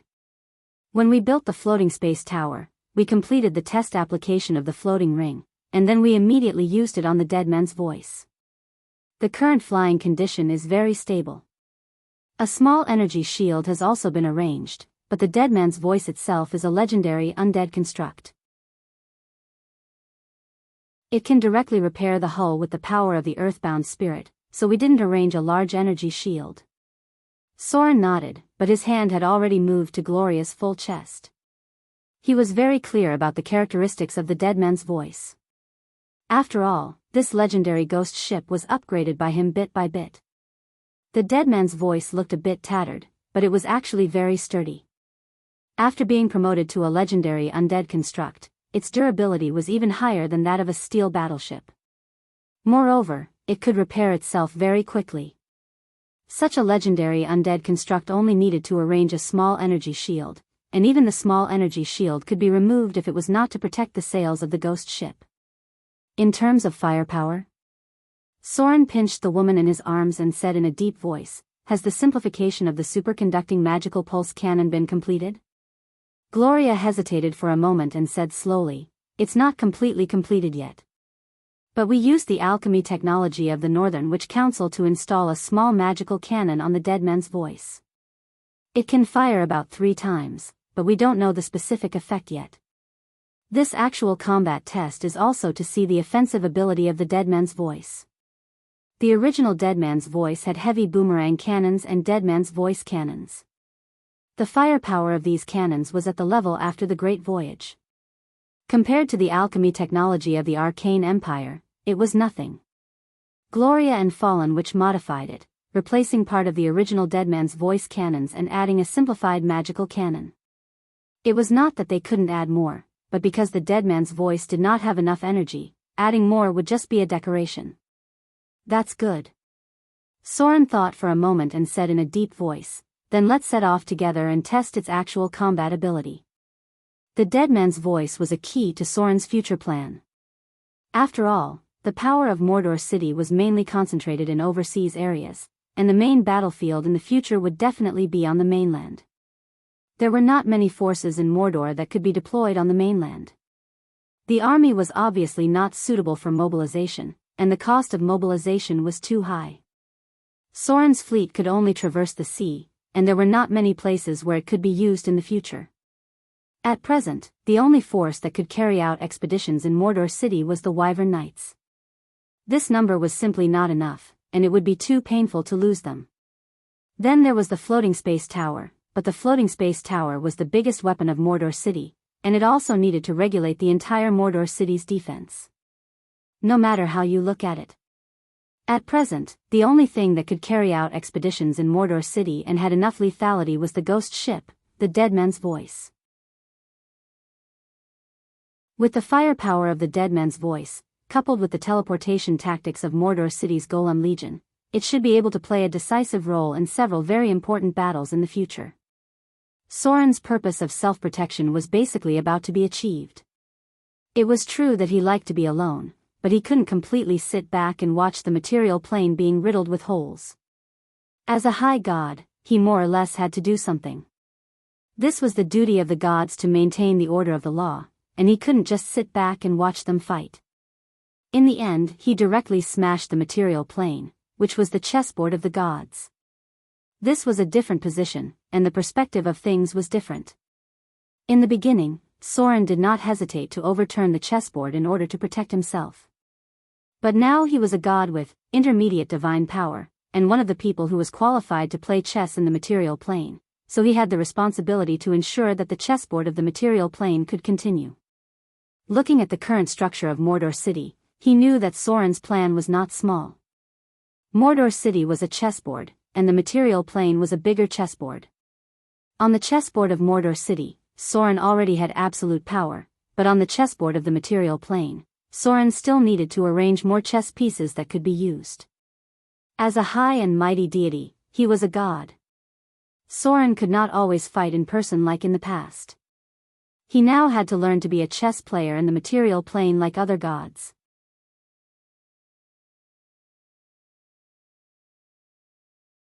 Chapter 836.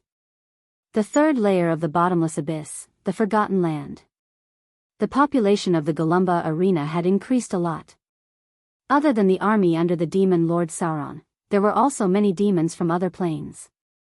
This was especially true for the demons of the Scorching Inferno. They had a slight bloodline connection with the Baelor demons, which was why they acknowledged the Garuba arena ruled by the Baelor demon lord. The intensity of the blood war had plummeted.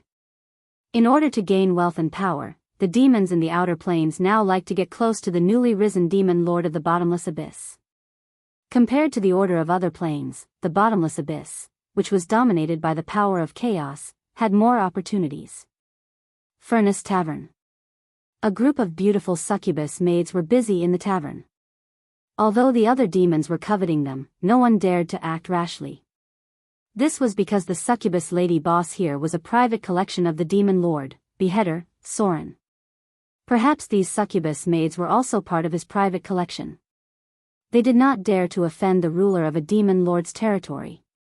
Therefore, these beautiful succubus maids were just looking at them to satisfy their cravings. The demons did not have much of a reaction to drinking. To them, it was just a way to show their status and enjoy themselves. They only pursued the slight stimulation of alcohol. Most of the time, the tavern was a place for middle-tier and high-tier demons to socialize. Under normal circumstances, low-tier demons could not be seen in any tavern in the bottomless abyss. Those who were qualified to sit there were at least middle-tier demons and demon mercenaries from other planes. Bang! The door of the tavern was pushed open, and a cold-looking demon walked in. He looked different from the other demons. In terms of appearance, he looked more like a male succubus. His body shape was more like a human's. However, this monster also had very obvious demon characteristics. For example, demon horns, wings that had not yet spread out behind his back, iconic demon skin, and a pair of hooves that looked like cow's feet. He was obviously a regular in the tavern. As soon as he came in, the succubus maids greeted him warmly. The succubus lady boss, who had been lazy at the beginning, also came over. The succubus lady boss, Renalise, sat in front of him lazily. She glanced at him and said softly, "Are they all taken care of?" The demon in front of her nodded and took a drink. He then said in a deep voice, "They've all been executed. I'll report to Lord Sauron now." The succubus lady boss nodded and then returned to the bar lazily. Although she was only managing a tavern, the demons and evil spirits in the Galumba arena knew that this seemingly inconspicuous succubus lady boss was actually the favorite of Lord Sauron. She also secretly controlled a succubus army. There were 2 succubus in the Galumba arena that must not be provoked. One of them was the succubus lady boss, who was in charge of many things. The other succubus did not have much power, but she often accompanied the demon Lord Sauron. These 2 succubus were existences that must not be provoked easily. Who is that guy? In the corner of the tavern, a Yugros quietly glanced over there and asked his companion who came to the Galumba arena earlier than him. He seems to have some status. His companion was a very ugly Ross demon. He turned his head to take a look and said casually, "Him? I don't know his name or his species. The outside world calls him the Demon Hunter. He's the one and only demon in the Galumba arena. He's the right-hand man of Demon Lord Sauron, just like the assassin demon, Keto. He's responsible for dealing with some dirty things. He's good at stealth, tracking, and assassination. During battle, he can activate some kind of terrible flame around his body, but it's not the flame of the Balrog. The outside world says that he's a demon created by Demon Lord Sauron with the soul of a legendary profession from the material plane. Maybe it's a new type of demon form. The form of a demon could be created. At present, most of the main demons active in the Abyss were branches of the Tanar'ri demons. These demons were basically created by the more ancient Orbis demons by extracting the souls of various races from the material plane. For example, the succubus was born from desire, the berserker was born from anger, the assassin was born from cruelty, and so on. Most of the demons' personalities originated from the most ancient emotions when they were created, and the form of the souls from other planes was more because of what their strongest emotions were when they were alive. A new demon created? The Yugros demon in front of him fell into deep thought, and then said, "The demon Lord Sauron here has the ability to create demons? Just like the demon prince, Demogorgon? Why is he called the Demon Hunter? Is it because his role is like the demon hunting spider?" The Yugros demon companion heard this and nodded. Something like that. This guy has been helping Sauron deal with the demons who don't listen to his orders since he was born. He hunted down and executed some of the spies of Sauron's enemies. He's very good at tracking demons, and his methods are very cruel. The demon hunting spider was the creation of the original demon prince, Demogorgon. It was a cruel and ferocious creature, and the purpose of its creation was to help the demon prince rule over many demons. It was precisely because of this that the outside world called that demon the Demon Hunter. There were many similar creations, such as the demon hunting spider, created by the Queen of Spiders. It was also something that was modified from an original spider. In contrast, Sauron's creations were more normal, and at least they looked like humans. The Demon Lord here can actually create a new type of demon. It seems that his strength is more powerful than we thought. The Yugros demon fell into deep thought, and then slowly said, "Maybe we should add some chips on him. Maybe he can become one of the top demon lords in the Abyss in the future." Sauron was only a lesser demon lord at the moment. There were many such demon lords in the Abyss, and there were many lesser demon lords on every level of the Abyss of the Invincible God. Above the lesser demon lords were the official demon lords. Under normal circumstances, an official demon lord would at least control one level of the Abyss, and there would usually be many lesser demon lords and lesser bailers as subordinates under the official demon lord. The laws of the Abyss were cruel. In this long history, there were countless lesser demon lords, but there were only a few official demon lords. One of the most important reasons was that there were too few demon lords who could control a complete level. If he didn't unify the entire, forgotten land, and at least obtain the ruling rights of the entire third level of the abyss, Sauron wouldn't be qualified to be called a true demon lord. P.S. There's one more update. I've been very busy recently. I've been caught on blind dates.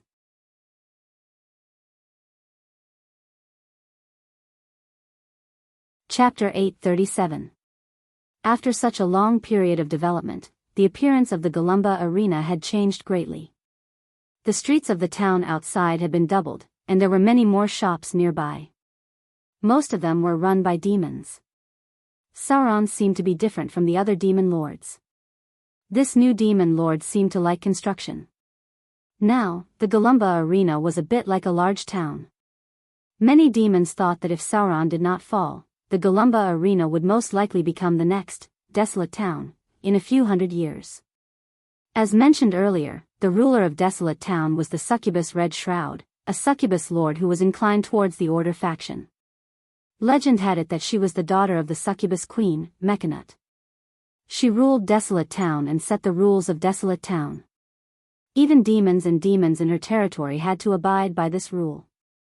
Currently, the demons thought that Sauron's actions were imitating Red Shroud. Even the demons agreed with Sauron's actions because there were traces of one or two senior demons in Desolate Town recently. Naturally, the demons were not there to play. These demons were all connected by Sauron through the Yugros. He was going to invite some senior demons to participate in the duels in the Galumba arena. The bottomless abyss was chaotic.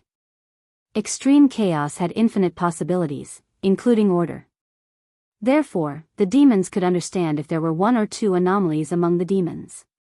Therefore, when they compared Sauron to Red Shroud, demons easily accepted it. After all, there were such examples in the past. At this moment, near the Styx River near the third layer of the bottomless abyss, a strange large ship was also approaching. This ship was called the Chaos Ship. Of course, strictly speaking, it should be called the Entropy Ship. It could be used to move between planes. These ships were made of crushed bones, surrendered souls, and petitioners. These, Chaos Ships, were used in the Blood War to fight against the devils, and they had the power to resist the effects of order. Although the Tanakh-Re devils only allowed a portion of the ships of chaos to serve them, this small portion of ships that traveled between dimensions and were controlled by demons seemed terrifying enough. As for brave or reckless travelers, Tanar'ri will sell the right to ride the ship of chaos if the price is reasonable. At this moment, the chaos boat was already close to the crossing of the Forgotten Land. The traces of the Nether River ran through the entire bottomless abyss. At this time, the chaos boat had obviously moved over from another plane of the abyss. The chaos boat was a strategic weapon. This kind of warship made up of souls and petitioners cost a lot, and it was impossible to have one unless one was a demon lord. It was even more terrifying than the Netherworld river boats controlled by the demons. Lady Cridiana. At this moment, there was already a large group of high-leveled succubus waiting at the ferry port of the Forgotten Land. When they saw the chaos boat approaching, the leader of the succubus immediately flew over respectfully and bowed. "I've prepared the things you wanted." Tap, tap, tap.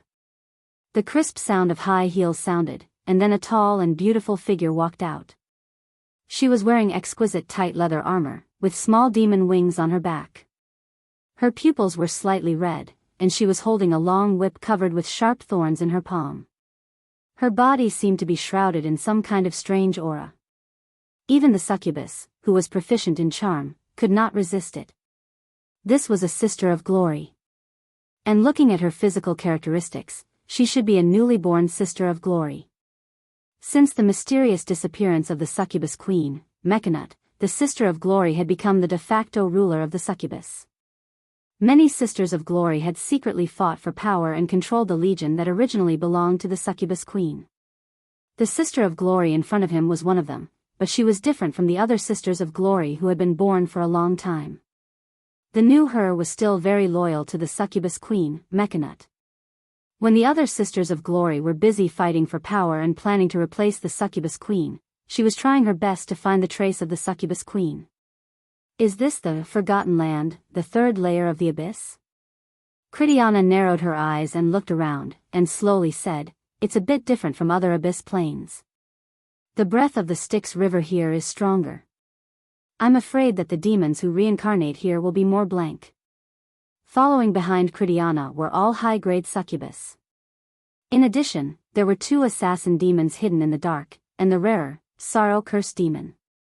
This was a relatively special demon with a challenge rating of level 17.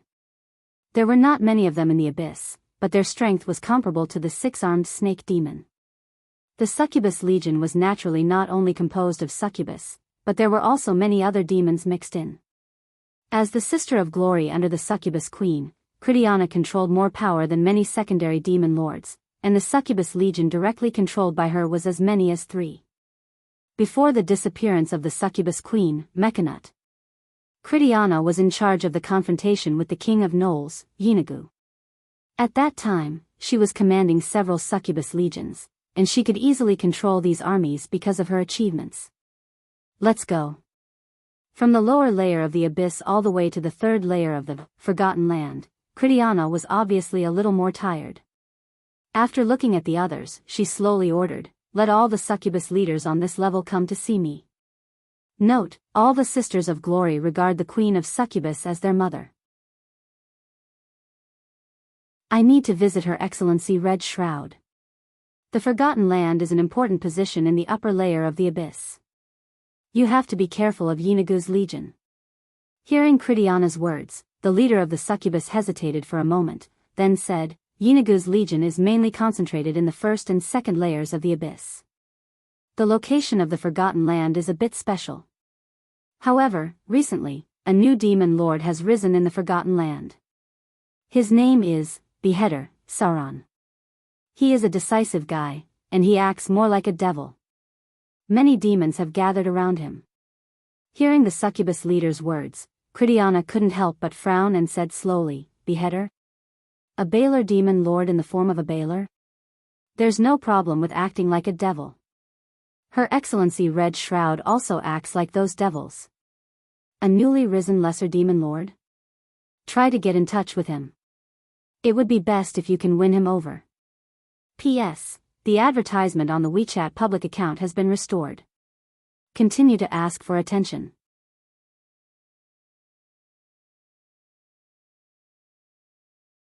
Chapter 838. Golumba Arena. The arena, which had been quiet for a while, suddenly became lively again. Not only were there more demons coming and going to do business, but even the traces of devils would occasionally appear here. However, most of them were senior demons, and they were all sent here by their avatars. The main reason for their appearance was that the Golumba Arena was about to hold a death battle in the lower planes. This was not only an entertainment that the lower races loved, but also a very generous reward. Demons and demons were not completely incompatible. At the very least, the demons could still deal with some demons in secret. This was because everyone in the bottomless abyss knew that many of the weapons used by the demon army in the Abyss Blood War were discarded equipment purchased from the demon army's arsenal through the demons. Even the Succubus Queen, Mechanut, was the same. The black market in Desolate Town sold a lot of rubbish equipment from the Bator Inferno. These obsolete old goods were also weapons that the demons could not easily forge, and were often used to equip the demon army above the middle level. The truth was that funny. For thousands of years, the demons had been using the equipment discarded by the devils to fight for their lives. However, the devils would not trade with the demons openly. Instead, they would use the demons from the lower planes as a transit point. This was something that both the demon lords and the archdevils were well aware of. It was just that everyone kept it a secret. The demon army needed equipment to strengthen themselves, and the demons also needed wealth to forge better weapons and equipment. In the end, thousands of years had passed like this. Therefore, when Sauron's death battle invitation was sent to the Bator Inferno by the demons, many senior demons immediately had an idea. It was more difficult for demons to advance than demons. They did not have many means to advance through the normal way, and the scale of the blood war was very small. For these devils who participated in the death arena, if they could win, not only would they be able to increase their reputation, but they would also be able to promote the might of the devils and beat up those demons who were in a mess. They might even be able to gain the recognition of the archdevils, so it would be normal for their status to rise by one level. In the past, there were demons who were promoted because of similar things. A grand death match was being prepared in the lower planes. At this moment, in one of the halls behind the Galumba arena, a series of stifled gasps could be heard. Outside the hall were two beautiful succubus maids. Their faces were flushed red as they stood guard outside the door. From time to time, they would turn around to take a peek, as if the master inside only needed to summon them and they could not wait to pounce on the big bed to serve him. Unfortunately, there was nothing for them to do today because it was another high-level succubus serving the master today. If the succubus boss they were serving today was Renalise, they might still be able to get some rain and dew. But now, it was another advanced succubus. Needless to say, the two of them would be evenly matched. A scorching aura spread out. It was obvious that the battle in the hall had reached a very intense level. About a few minutes later, a wave of heat hit them in the face, and then it ended with a high-pitched groan. After a while, Sauron's figure walked out. He glanced at the blushing succubus maids outside the door, and his expression did not change. Instead, he ordered, "Go in and clean up. Get someone to call Assassin Carter over." The succubus maids bowed and accepted the order. And Sauron set off for the lava pool in the volcano. During this period, he had been soaking in the lava. With the accumulation of the power of fire, it was only a matter of time before he broke through to the Baelor demon level. At the same time, on a very luxurious bed in the hall, a high-tier succubus with unparalleled beauty was lazily lying on the bed. At this moment, her delicate and smooth skin was covered in sweat, and her expression was lazy after being satisfied. She let the two succubus maids clean up. After they turned around and left, she frowned slightly, as if she was quite distressed. "Damn it." The advanced succubus raised her hand to rub her forehead and murmured, "I've been here for many days. The original plan has all been disrupted. Should I leave or not? Even if I choose to go to the material plane now, I'm afraid I've missed the best opportunity. Damn it. Why is this Baelor demon so strong? It's really a little reluctant to leave." The advanced succubus thought of something, and a blush appeared on her face. Then she stuck out her tongue and licked the corner of her mouth. She said to herself, "Maybe after this crisis, I can consider recruiting him. Strong. Intelligent. And he can satisfy me." Such a demon lord was very rare. I wonder where that vicious spider Rose is now. She and I can't enter our god's kingdom now, so she should be lurking in the bottomless abyss, right? Thinking of this, the advanced succubus in front of her slowly stood up. She reached out and picked up an exquisite leather armor, and then put it on lazily. Coming here was completely an accident. Her original purpose was to prepare to go to the plane of 10,000 abyss through the third layer of the bottomless abyss, and then directly to the material plane to use the believers who had been lying in ambush in the material plane for a long time to plan some things. But she didn't expect the demon lord here to arouse her sexual interest, which led her to stay here all the time. Some of her plans had missed the opportunity. However, she stayed precisely because this demon lord could implement her other plan. That's right. This advanced succubus was the succubus queen, Mechanut. Since the outbreak of the Avatar crisis, the chaotic energy from the multiverse expelled all the gods from the gods' kingdom. She, who was in charge of corruption, depravity, and taboo, clergy, was also directly expelled from the gods' kingdom. What's worse was, the succubus queen, Mechanut, also transformed the plane she controlled in the bottomless abyss into a part of the gods' kingdom.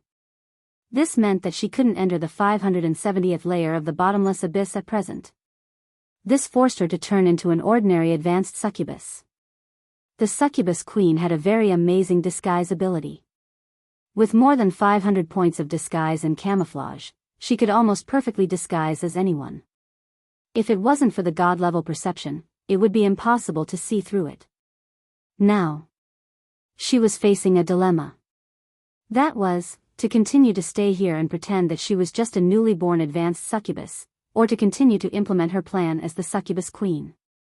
What made her more distressed at present was that when she couldn't reveal her identity and face the demon Lord Sauron as the queen of succubus, Mechanet couldn't use the powerful aura of bewitching beauty to control him and make him her slave. And she was also worried about one thing. That was, without the power of the gods, she didn't have absolute confidence in being able to enslave Sauron. P.S. I was delayed by something during the day. There is one more thing. Everyone, look at how hard Fu Tu is working. Go and follow Fu Tu's WeChat public account.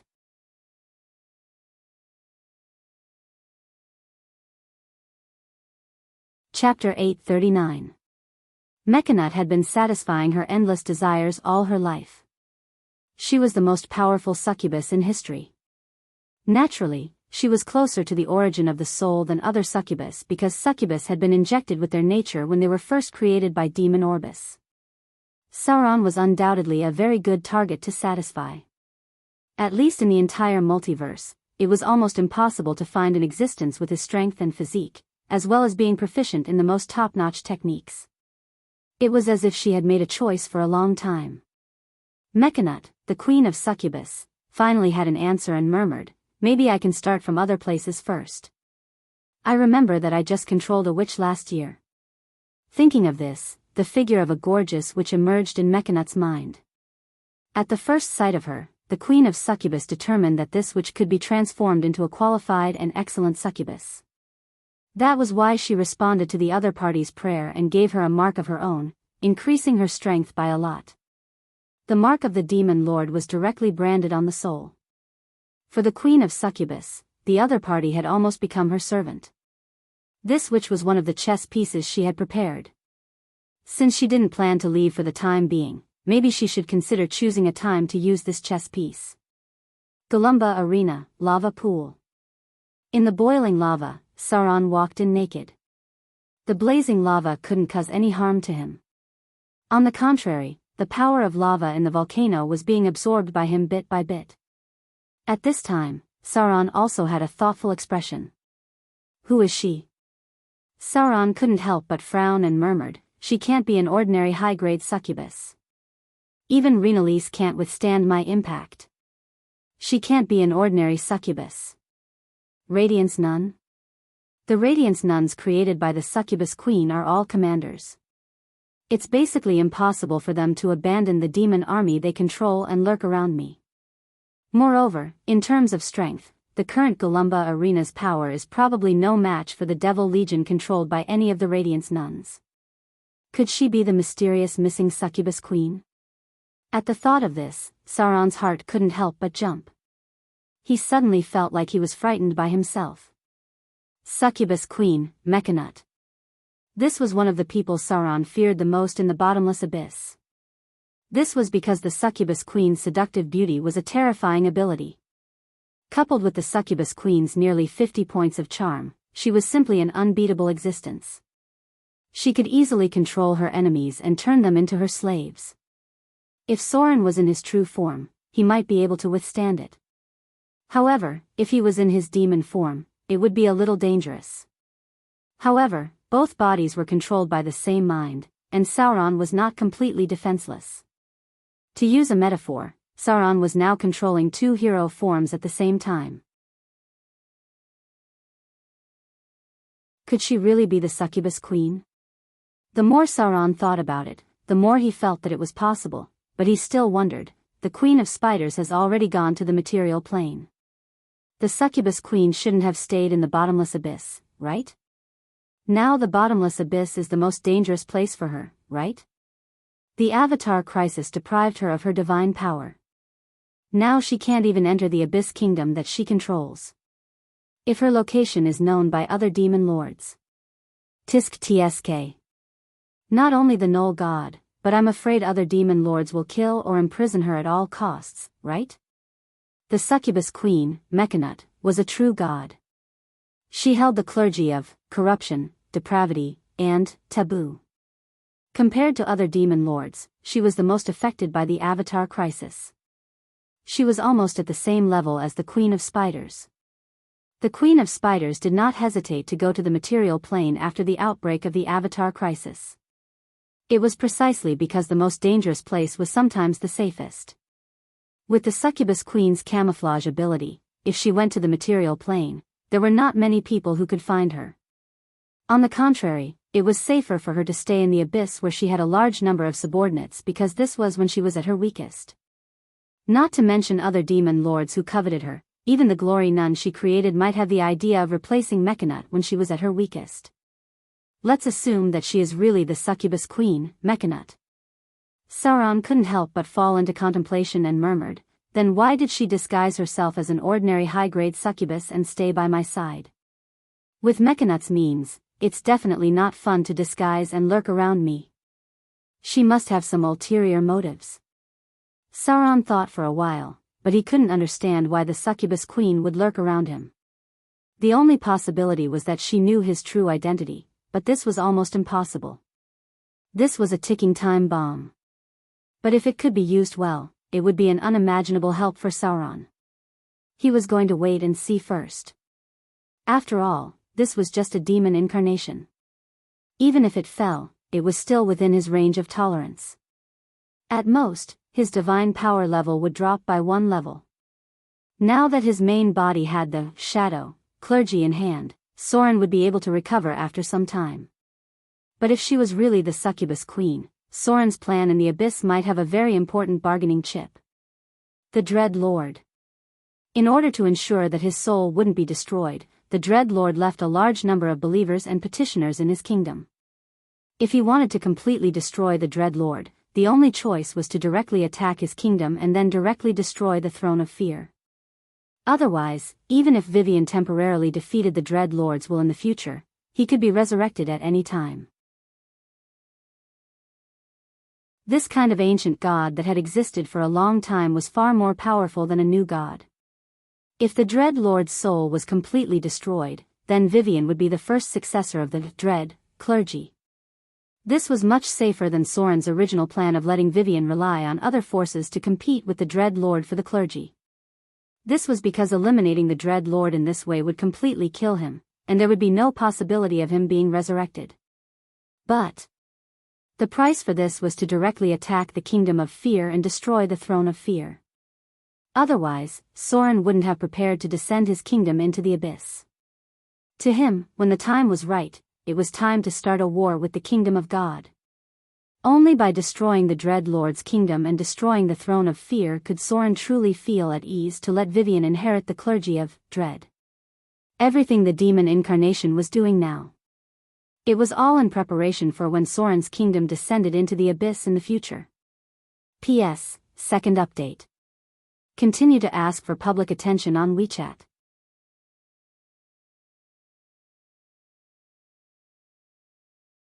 Chapter 840.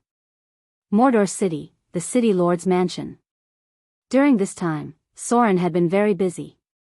On the one hand, he had to pay attention to the legendary adventurer team that had just been sent out.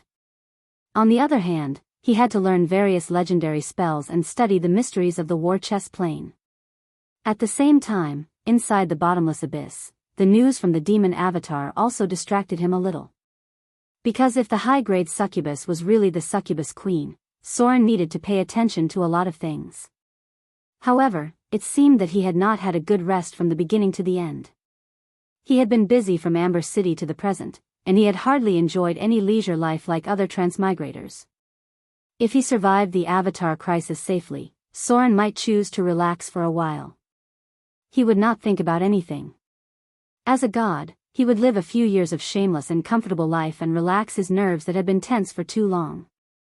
But for now, all this was just wishful thinking. The third phase of the transformation of Mordor City was in full swing, but this phase of transformation was more focused on the underground, that is, the underground network of Mordor City. Ordinary people only saw that many places in Mordor City had been paved with cement roads. It had to be said that cement was really a good thing. It could be used to build roads and houses. The only drawback was that it was not as solid as the spell, mud to stone, and then the output of Mordor City had not been able to increase. There was no way around it. Although Mordor City had many spellcasters and brilliant alchemy, on the whole, the entire material plane still maintained the level of the late Middle Ages. At best, even organizations like the Wizard City and the Northern Witch Council were at the end of the Age of Great Voyage. The application of firearms had long appeared, but because of the disaster brought by the destruction of the Arcane Empire, many organizations were quite restrained from it, fearing that it would cause more trouble. There was no way around it. Compared to electricity, the magic energy used in this world was more violent and harder to control. A little mistake would be a huge disaster. Even Soren strictly limited it. Otherwise, the Fallen Witch would have already experimented with elemental obliteration. At this moment, under the arcane tower of Mordor City, a huge underground passage was being built. The drainage system of Mordor City was very developed. Soren had already made a plan when he first built Mordor City. Now what he had to do was to perfect the underground network and connect the network of Mordor City into a whole. This was an extremely huge project. Soren and Gloria estimated that it would cost them around 30 million Kindler coins. Even they were shocked by the wealth of the Arcane Empire. They were only in the early stages of the floating city plan, and there were already many floating cities in the Arcane Empire. How much wealth would it take? No wonder the Arcane Empire loved to explore and plunder other planes. Soren even wondered if he should go to the astral plane and see if he could find a meteor made of diamonds. No matter how much it cost. Everything that needed to be done was carried out in full swing. The demons of the bottomless abyss had brought a lot of wealth, and the lesser demon lords that had been eliminated had brought a large number of gems and materials. These things were not of much use in the bottomless abyss, and could only be brought to the material plane to play their greatest role. Then the wealth from the Shadow Church also made up for some of it. Coupled with the income from the treasury of Mordor City and Treasure Island, there was no problem in maintaining the progress of the first phase of the project for the time being. But the second phase might not be enough. The second phase of the plan was to build temples. This was a very expensive thing. Soren wanted to expand all the temples to the level of temples, and the Great Temple in Mordor City had to be upgraded to the main temple again. But doing so would cost the equivalent of more than 10 wizard towers. At present, no force in the material plane could afford it. Maybe the kingdom of the goddess of wealth could give it a try. The levels of temples were relatively simple. Altar, the simplest, the altar of the god of hunting, etc., temple, in villages and small towns, temple, in towns and cities, these three were the most common temple levels. After that were the Great Temple, the Main Temple, and the Pantheon Temple. The Great Temple cost a lot of money. At the beginning, Mordor City spent a lot of money to build it, and then the scale of the main temple was even larger. This was no longer a place to serve a single god. Generally speaking, the main temple was the core temple of the main god of a divine system, and other gods would be worshipped. At present, most of the gods who owned the main temple were great divine powers, such as the god of light, the lady of night, the queen of spiders, the king of elves, the orc god system, the lord of storms, and so on. The only exception should be the goddess of agriculture. Although she was only intermediate divine power, she had the goddess of river and lake under her. Finally, there was the Pantheon Temple. This was the largest temple, and its name was the same as the Pantheon Temple where the gods were. It had only appeared a few times in history.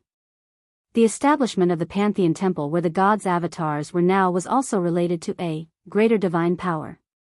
Generally, only greater divine power was qualified to configure the Pantheon Temple. As a new god, Soren's current limit was the main temple. If he wanted to build more, he would easily attract the hostility of other gods if he didn't have the financial resources to build it. What kind of strength did a god need to have in order to be worthy of a temple?